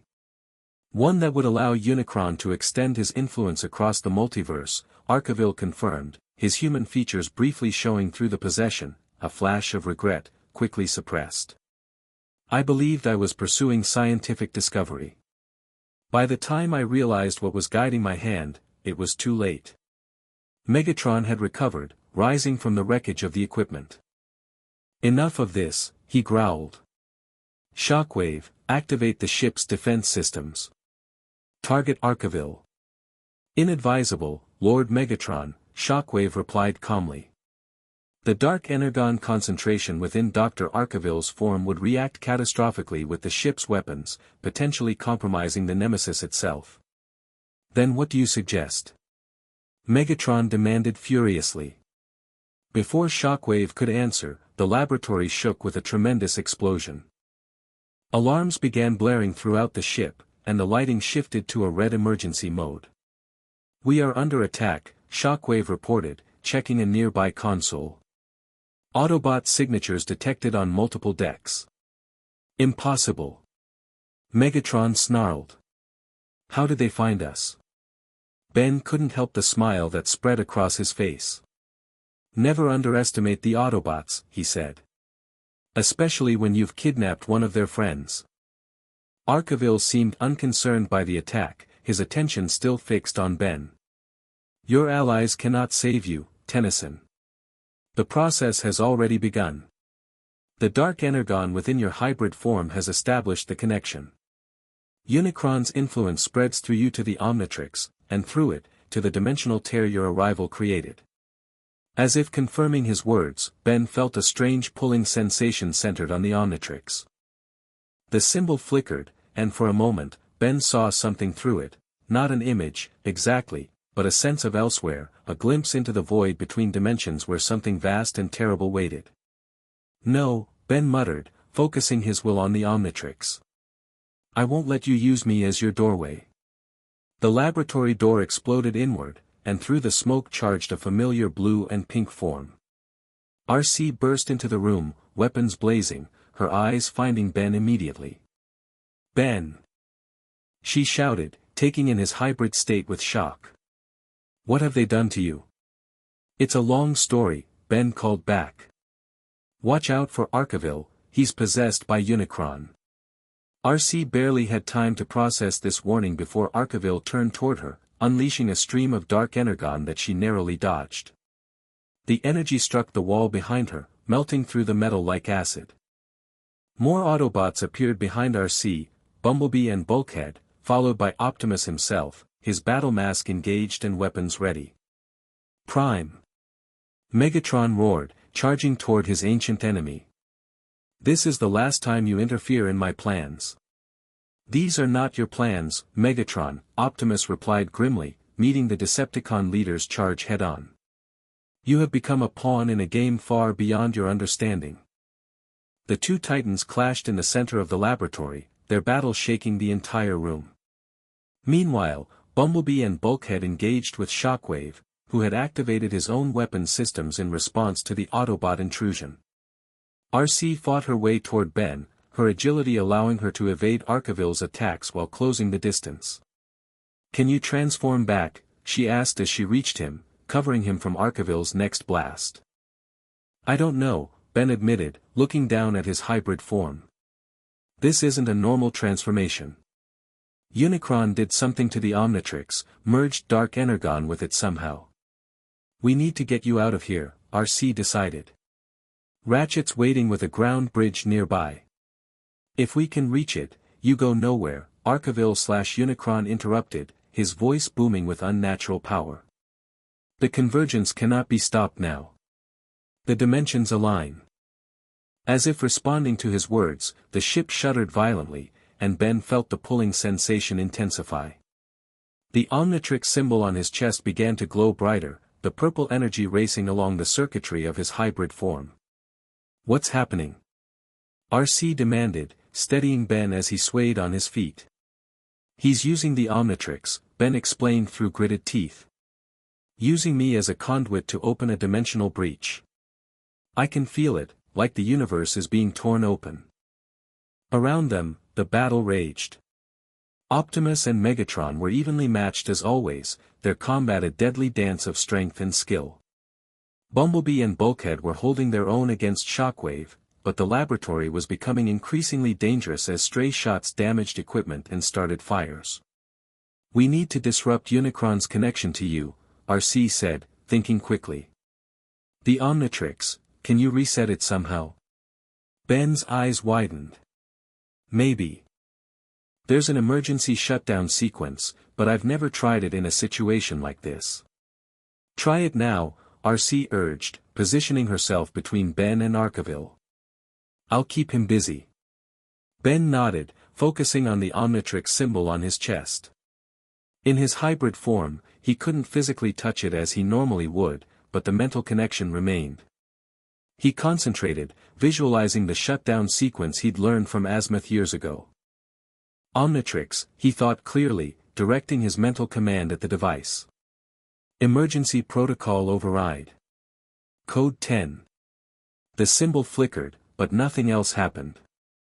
The pulling sensation continued, and Ben could feel Unicron's presence pressing against his mind, trying to force its way deeper. "It's not working," he told RC desperately. "The Dark Energon is interfering with the command protocols." RC fired a series of shots at Arkaville, who merely absorbed them with a laugh. "Then we need a different approach," she said, never taking her eyes off their enemy. "If we can't shut it down, maybe we can overload it." "Overload it how?" Ben asked. "We'd need a massive energy surge, and in this form, I can't access the Omnitrix's dial directly." RC's eyes darted around the laboratory, landing on a power conduit near Shockwave's workstation. Pure Energon, she realized. Not Dark Energon, but the real thing. It might disrupt the connection long enough for the Omnitrix to reset. "Worth a shot," Ben agreed. "But how do we get to it?" Their planning was interrupted by Arkaville, who had grown tired of their resistance. With a gesture, he unleashed a wave of dark energy that knocked RC off her feet, sending her crashing into a nearby console. "RC!" Ben shouted, trying to move toward her but finding himself suddenly paralyzed. Purple energy encircled him, holding him in place as Arkaville approached. "The time has come," the possessed scientist intoned. The breach widens. Unicron rises. The pulling sensation became overwhelming, and Ben felt the Omnitrix symbol on his chest burning with energy. Through it, he could sense a vast darkness approaching, a hunger that spanned eons and dimensions, a malevolence so ancient it predated the concept of evil itself. "No," Ben growled, fighting against the paralysis with every ounce of will he possessed. "I won't be your doorway. I won't let you through." Arkaville merely smiled. "Your resistance is irrelevant. The process requires only the Omnitrix's energy signature, not your cooperation." Across the laboratory, Optimus and Megatron had temporarily paused their combat, both leaders sensing the greater danger emerging. Shockwave had retreated to a safe distance, while Bumblebee helped Bulkhead, who had taken damage to one arm. "Megatron," Optimus called out, his voice urgent. "If Unicron breaches the dimensional barrier, all of us, Autobot and Decepticon alike, will face extinction." Megatron's eyes narrowed, his pride warring with self-preservation. "What would you have me do, Prime? Surrender to you?" "Not to me," Optimus replied, gesturing toward Ben and Arkaville. "To reality itself. We must stop Unicron before the breach is complete." For a moment, Megatron's expression remained calculating, weighing options and outcomes. Then, with a snarl of frustration, he nodded. A temporary alliance, then. Until this greater threat is neutralized.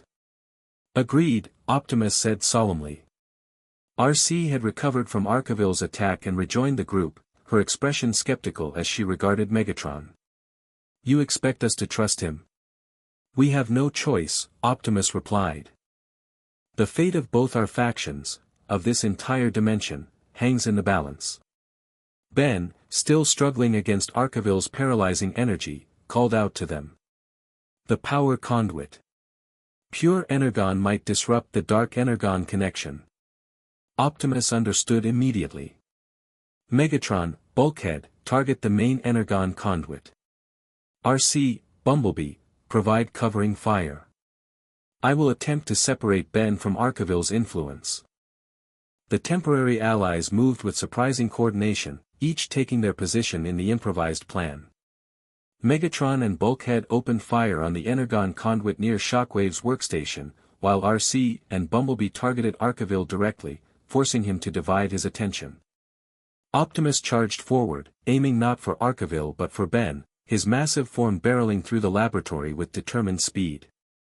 Arkaville saw the Autobot leader's intent and tried to intercept, but RC and Bumblebee's concentrated fire kept him occupied just long enough. Optimus reached Ben, grabbing him bodily and tearing him away from the purple energy field that Arkaville had created. The paralysis broke, but the connection to Unicron remained, the Omnitrix symbol still pulsing with ominous power. The conduit. Ben gasped, pointing toward the energon pipeline that Megatron and Bulkhead were still firing upon.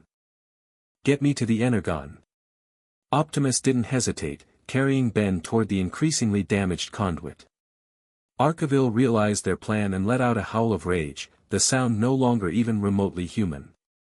"No," the possessed scientist roared. "You will not disrupt the convergence." He unleashed a devastating blast of dark energy that swept across the laboratory, knocking everyone, Autobot and Decepticon alike, off their feet. Only Optimus remained standing, shielding Ben with his massive frame as he continued toward the conduit. "Now, Ben!"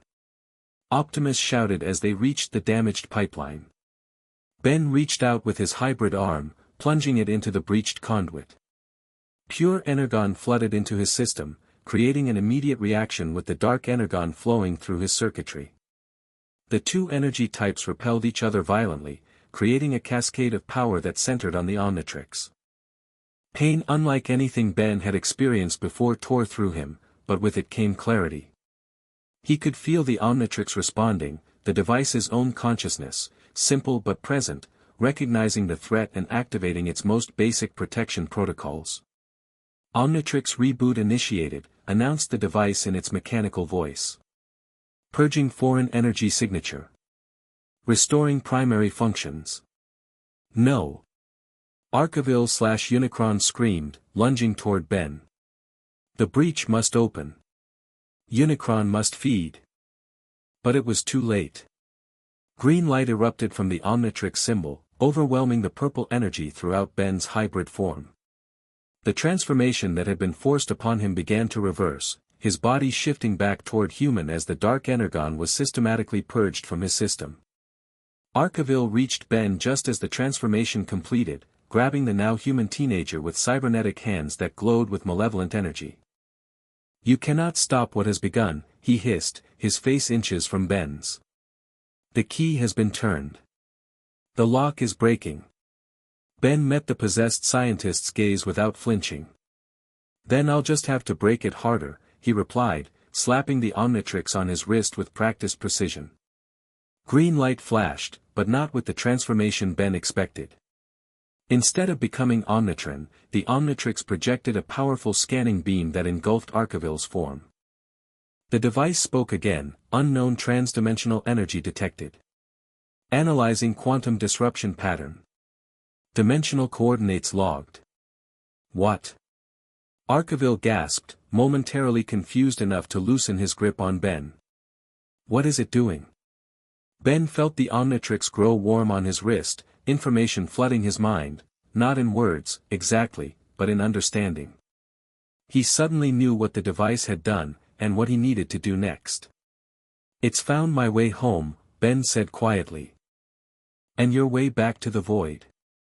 With renewed determination, Ben twisted the Omnitrix dial, cycling through the holographic display until he found what he was looking for, not Omnitron, but something new.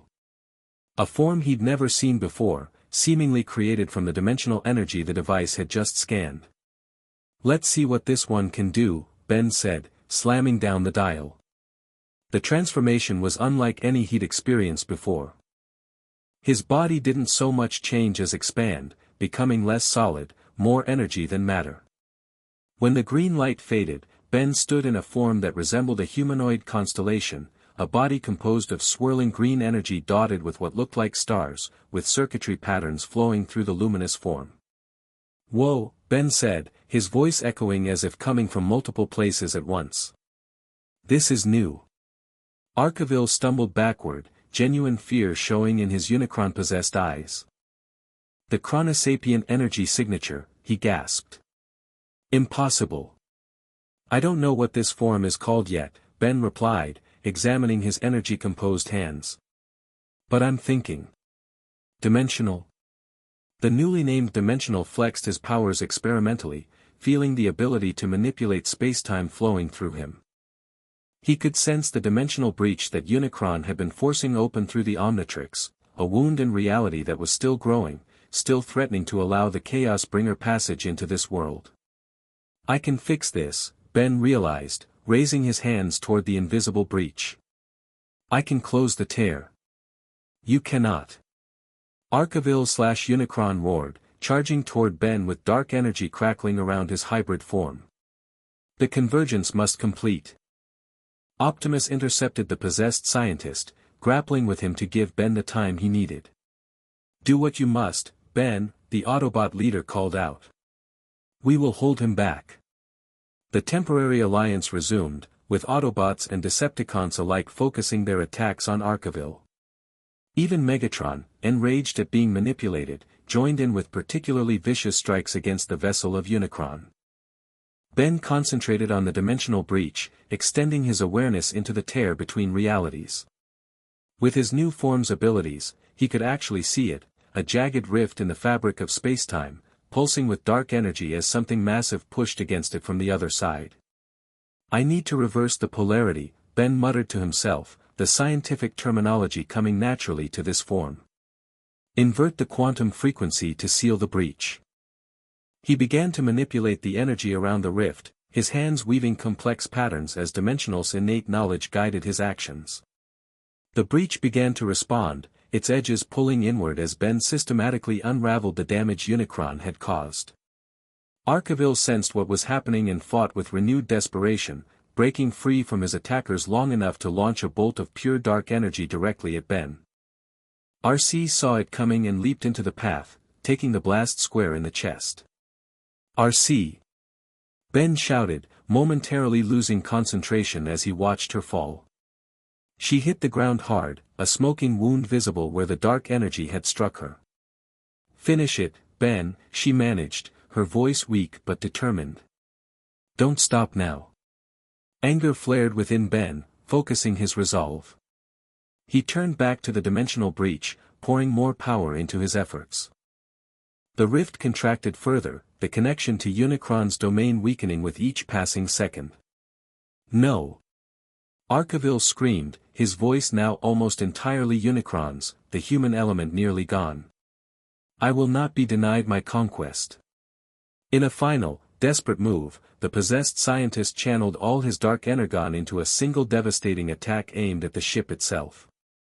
The blast tore through the laboratory ceiling, breaching the hull of the Nemesis and causing explosive decompression that sent equipment and smaller objects flying toward the newly created hole. The ship is compromised. Shockwave announced, having retreated to a control panel. Hull breach in sectors 7 through 9. Altitude dropping rapidly. Stabilize our descent, Megatron ordered. All Decepticons to emergency stations. The laboratory was chaos, with air rushing out through the breach and the ship itself beginning to tilt as it lost altitude. Optimus helped RC to her feet while Bumblebee and Bulkhead struggled to maintain their footing on the increasingly steep floor. Ben, we must leave now. Optimus called out. The ship is falling from the sky. Just a few more seconds, Ben replied, still focused on closing the dimensional rift. It was nearly sealed, the connection to Unicron's realm reduced to a sliver of its former size. Arkaville, seemingly unconcerned with the ship's imminent crash, floated toward the hull breach, dark energy keeping him suspended in the air. You have not won, Tennyson, he called down, his voice now entirely Unicron's. You have merely delayed the inevitable. So long as the Omnitrix exists in this dimension, a path remains for my return. With those ominous words, he allowed himself to be pulled out through the breach, disappearing into the open sky as the Nemesis continued its descent toward Earth. Ben, now! RC shouted, clutching her wounded chest as Optimus supported her. Done! Ben announced as the dimensional rift finally sealed completely. He turned to face the Autobots, the swirling energy of his dimensional form already beginning to fade. Let's get out of here. Ratchet's voice came through Optimus's comm system. Ground bridge ready, Optimus. I have your coordinates, but the window is closing fast as the Nemesis loses altitude. Activate it now, Ratchet, Optimus commanded. The familiar swirling green portal opened near the laboratory entrance, its energy fluctuating due to the unstable environment. Autobots, roll out. Optimus ordered, helping RC toward the bridge. Bumblebee and Bulkhead followed close behind. Ben, still in his dimensional form, turned to Megatron, who stood amid the ruins of his laboratory watching them escape. You coming? Ben asked. This ship's going down hard. Megatron's red eyes narrowed. Decepticons do not require Autobot assistance, he replied coldly. This vessel has survived worse. We will endure. Ben shrugged his luminous shoulders. Your funeral, he said, turning toward the ground bridge. Tennyson, Megatron called after him. Our temporary alliance ends with Unicron's retreat. When next we meet, it will be as enemies once more. Wouldn't have it any other way, Ben replied with a grin, then raced through the portal just as the ship tilted even further, equipment crashing around him. The ground bridge closed behind him, cutting off the view of the laboratory and the Decepticons still aboard the falling warship. Ben emerged from the portal into the Autobot secondary base, smaller than their original headquarters, but equipped with the essentials. Ratchet was already treating RC's wound, while Optimus, Bumblebee, and Bulkhead stood nearby, watching anxiously. The energy of Dimensional faded, and Ben reverted to his human form, stumbling slightly with exhaustion. Everyone make it? He asked, looking around. We're all here, Optimus confirmed. Thanks to your quick thinking and your new transformation. Speaking of which, Ratchet interjected, looking up from his work on RC, what exactly was that form? I've never seen anything like it. Ben glanced down at the Omnitrix, which seemed to have returned to normal operation. I'm calling it dimensional. I think the Omnitrix created it by scanning the dimensional energy from Arkaville and Unicron. It let me manipulate spacetime enough to close the breach they were trying to open. And your other aliens? Optimus asked. Have they returned as well? Ben twisted the dial experimentally, cycling through the holographic display. To his delight, familiar silhouettes appeared, Heat Blast, Diamondhead, XLR-8, and the others. They're back, he exclaimed. All my original aliens, plus Omnitron and Dimensional.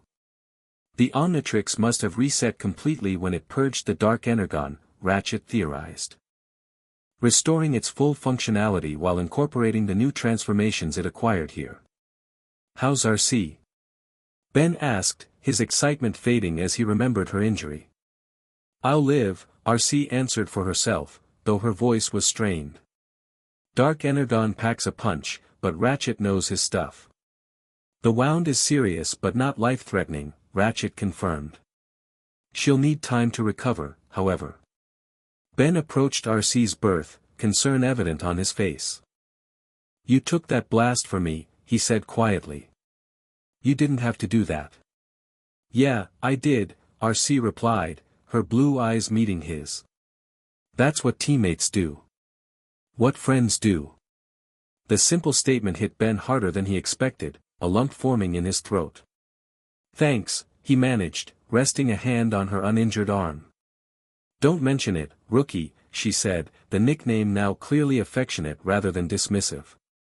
Optimus stepped forward, his expression serious. While we have won a significant victory today, Unicron's threat has not been eliminated entirely. Arkeville escaped, and as he warned, the connection between dimensions remains as long as the Omnitrix is present in our world. Yeah, about that, Ben said, turning to face the Autobot leader. When the Omnitrix scanned the dimensional energy, it didn't just give me a new alien form. It also logged the coordinates to my home dimension. A silence fell over the base as everyone processed this information. You mean? Bulkhead began. I can go home, Ben confirmed. The Omnitrix knows the way now. And in my dimensional form, I think I could open a stable gateway, just long enough to pass through. That's good news, Optimus said, though his tone suggested mixed emotions. You have been separated from your family and friends for too long. Ben nodded, but found himself oddly reluctant to embrace the opportunity he'd been hoping for since his arrival. Yeah, but... He hesitated, looking around at the Autobots who had become his friends, his team. Leaving now feels wrong, somehow. Unicron's still out there. Arkeville's still a threat. Megatron's still trying to take over Earth. It doesn't feel right to just bail. Your fight is not ours to claim, Ben Tennyson, Optimus said gently. You have already done more for our cause than we had any right to expect. Your family awaits you in your own dimension. They must be worried about your extended absence. They probably think I'm dead by now, Ben admitted with a grimace. It's been weeks here, who knows how much time has passed back home. All the more reason for you to return, Ratchet pointed out. Before the temporal differential becomes too great. Ben ran a hand through his hair, conflicted. I know. It's just. He trailed off, looking at RC. I've made connections here. Friends. It's hard to just walk away. Bumblebee made a series of supportive beeps that Ben had learned to partially understand over his time with the Autobots. The Yellow Scout was telling him it was okay to go home, that they would remember him. Thanks, B, Ben smiled sadly. I'd miss you too. Perhaps there is a compromise to be found, Optimus suggested thoughtfully. If the Omnitrix can indeed create a stable passage between dimensions, it might be possible to establish a more permanent connection, one that would allow you to visit both worlds. Ben's eyes widened. Like a dimensional bridge I could open when needed? That might actually work. Dimensional seems to have that kind of capability. It would require careful testing, Ratchet cautioned. Dimensional travel is not without risks, as you well know. But it's possible, Ben pressed. I could go home, let everyone know I'm alive, and still come back to help if you guys need me. The decision remains yours, Ben, Optimus said. But know that whatever you choose, you will always have a place among the Autobots. You have earned the right to call yourself one of us. The simple statement filled Ben with pride he hadn't expected to feel. From his first day in this dimension, he had been an outsider, useful, perhaps, but not truly one of them. To hear Optimus offer him a permanent place among the Autobots meant more than he could express. I need to go home, Ben said finally. At least for now. My family deserves to know what happened to me, and I have responsibilities there too. But. He looked around at each of the Autobots in turn, this isn't goodbye. It's just, see you later. RC, despite her injury, managed a small smile. You better come back, rookie. I was just getting used to having you around. Wouldn't miss it, Ben promised. Besides, I still owe you a rematch on that training exercise. You're on, she replied, wincing slightly as her movement aggravated her wound. When will you attempt the dimensional crossing? Ratchet asked. Ben considered this. I should probably practice with Dimensional first, make sure I understand the powers. Maybe tomorrow, once everyone's had a chance to rest and recover. Optimus nodded. A wise precaution. In the meantime, we should alert Agent Fowler to Arkaville's escape and the continued threat from Unicron. He will need to coordinate with human authorities to be vigilant for any signs of Dark Energon activity. The team dispersed to their tasks, Ratchet continuing RC's repairs, Bulkhead and Bumblebee checking the new base's security systems, and Optimus contacting Fowler. Ben found himself alone with his thoughts, the weight of his impending departure settling over him. It was the right decision, he knew. His family, his home, his own dimension, they called to him with a pull he couldn't ignore. But part of him would remain here, with these mechanical beings who had become so much more than allies. They were friends, family in their own way. He looked down at the Omnitrix, the device that had once again changed his life in ways he could never have predicted. It had brought him here, to this dimension, this adventure. And now it would take him home, but with a promise of return, a bridge between worlds that he alone could maintain. Never a dull moment with you, is there? He murmured to the watch. The Omnitrix, as always, remained silent. But Ben could have sworn its green glow pulsed just a little brighter in response. The next day, the Autobots gathered in an open area behind their mountain base. The location was remote enough to ensure privacy, yet offered enough space for whatever dimensional effects might occur during Ben's attempt to create a gateway home. Ben stood in the center of the clearing, the Autobots forming a loose circle around him. RC was present despite her injuries, refusing to miss Ben's departure. She sat on a boulder, her damaged chassis patched but still clearly painful. "You're sure about this?" Ratchet asked, running a final scan on the Omnitrix. "The dimensional coordinates appear stable, but there's no telling what effects the crossing might have on your physiology." "I'll be fine," Ben assured him. "The Omnitrix has always protected me during transformations. This is just a more extreme version. Nevertheless, proceed with caution," Optimus advised. "If you sense any instability in the portal, do not attempt to cross." Ben nodded, then turned to face each of the Autobots in turn. "I just want to say, thank you. All of you. For taking me in, training me, making me feel like part of the team. I know I wasn't exactly what you were expecting when I crashed into your world." "You can say that again," Bulkhead chuckled. "But you proved yourself, kid. You fought alongside us like you'd been doing it your whole life." "In a way, I have," Ben smiled. "Just usually with different aliens." Bumblebee stepped forward, making a series of beeps and whirs that Ben had learned to interpret as expressions of friendship and farewell. The Yellow Scout held out a fist, which Ben bumped with his own in their now familiar greeting. "I'll miss you too, B," Ben said. "Take care of yourself, okay?" Ratchet, ever practical, pressed a small device into Ben's hand. "This is a quantum beacon," he explained. When you return, it will help calibrate your dimensional crossing to ensure you arrive at our precise location, not somewhere random on Earth." "Thanks, Doc," Ben said, genuinely touched by the gesture. "I knew you cared under all that grumpiness." "Humph," Ratchet grumbled, though there was no real annoyance in it. "Someone has to ensure you don't molecularly disintegrate yourself through carelessness." Finally, Ben turned to RC, who had risen from her boulder despite her injury. "So," he began awkwardly. "This is it. For now, anyway." "For now," she agreed, her expression softer than he was used to seeing. "Try not to take too long coming back, rookie. I'd hate to have to break in a new partner."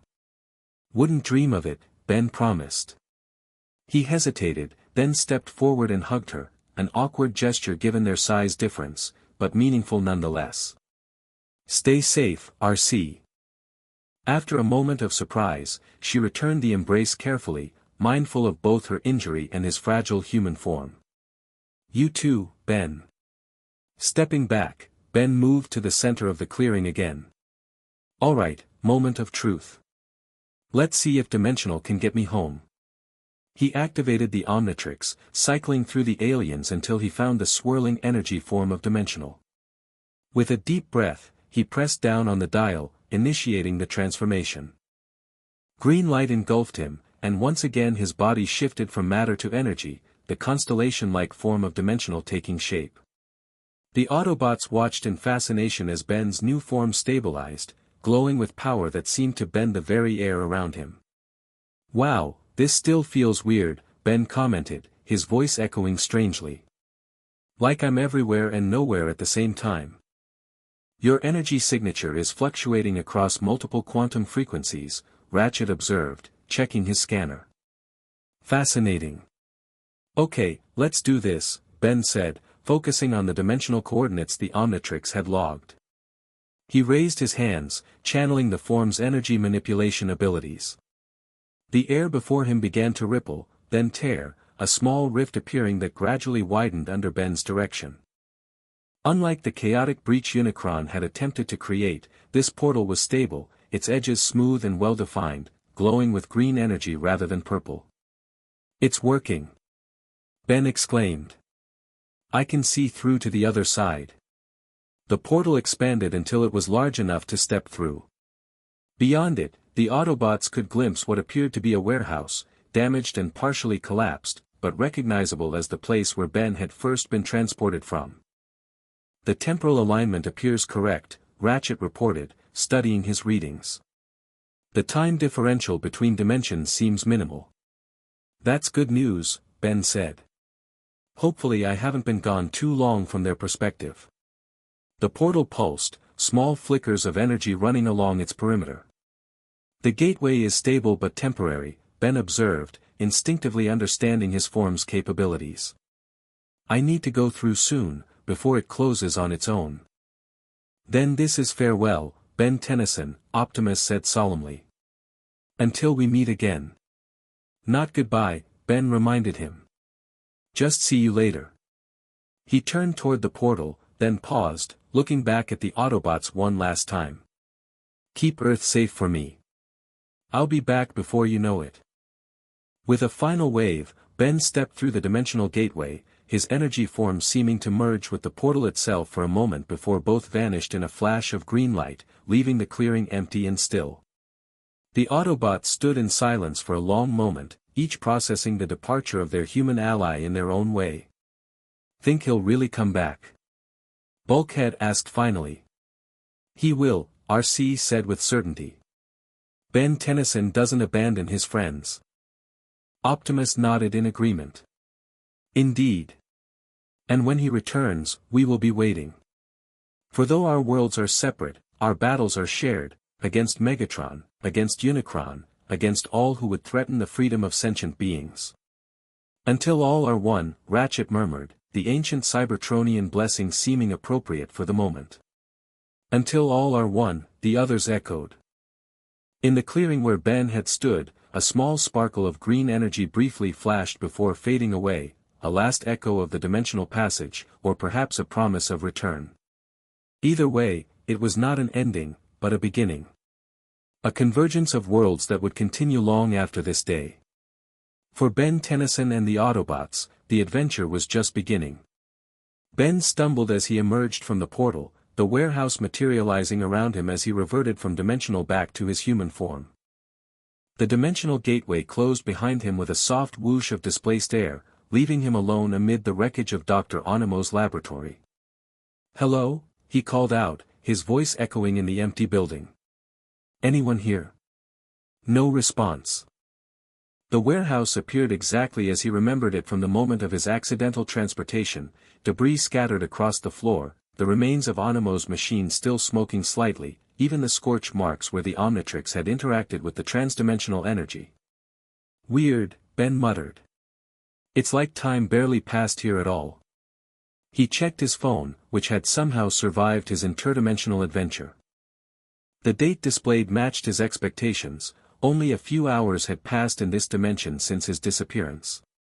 Whatever temporal differential existed between the dimensions, it had worked in his favor this time. Ben picked his way through the wreckage toward the exit, wondering what had happened to Dr. Onimo.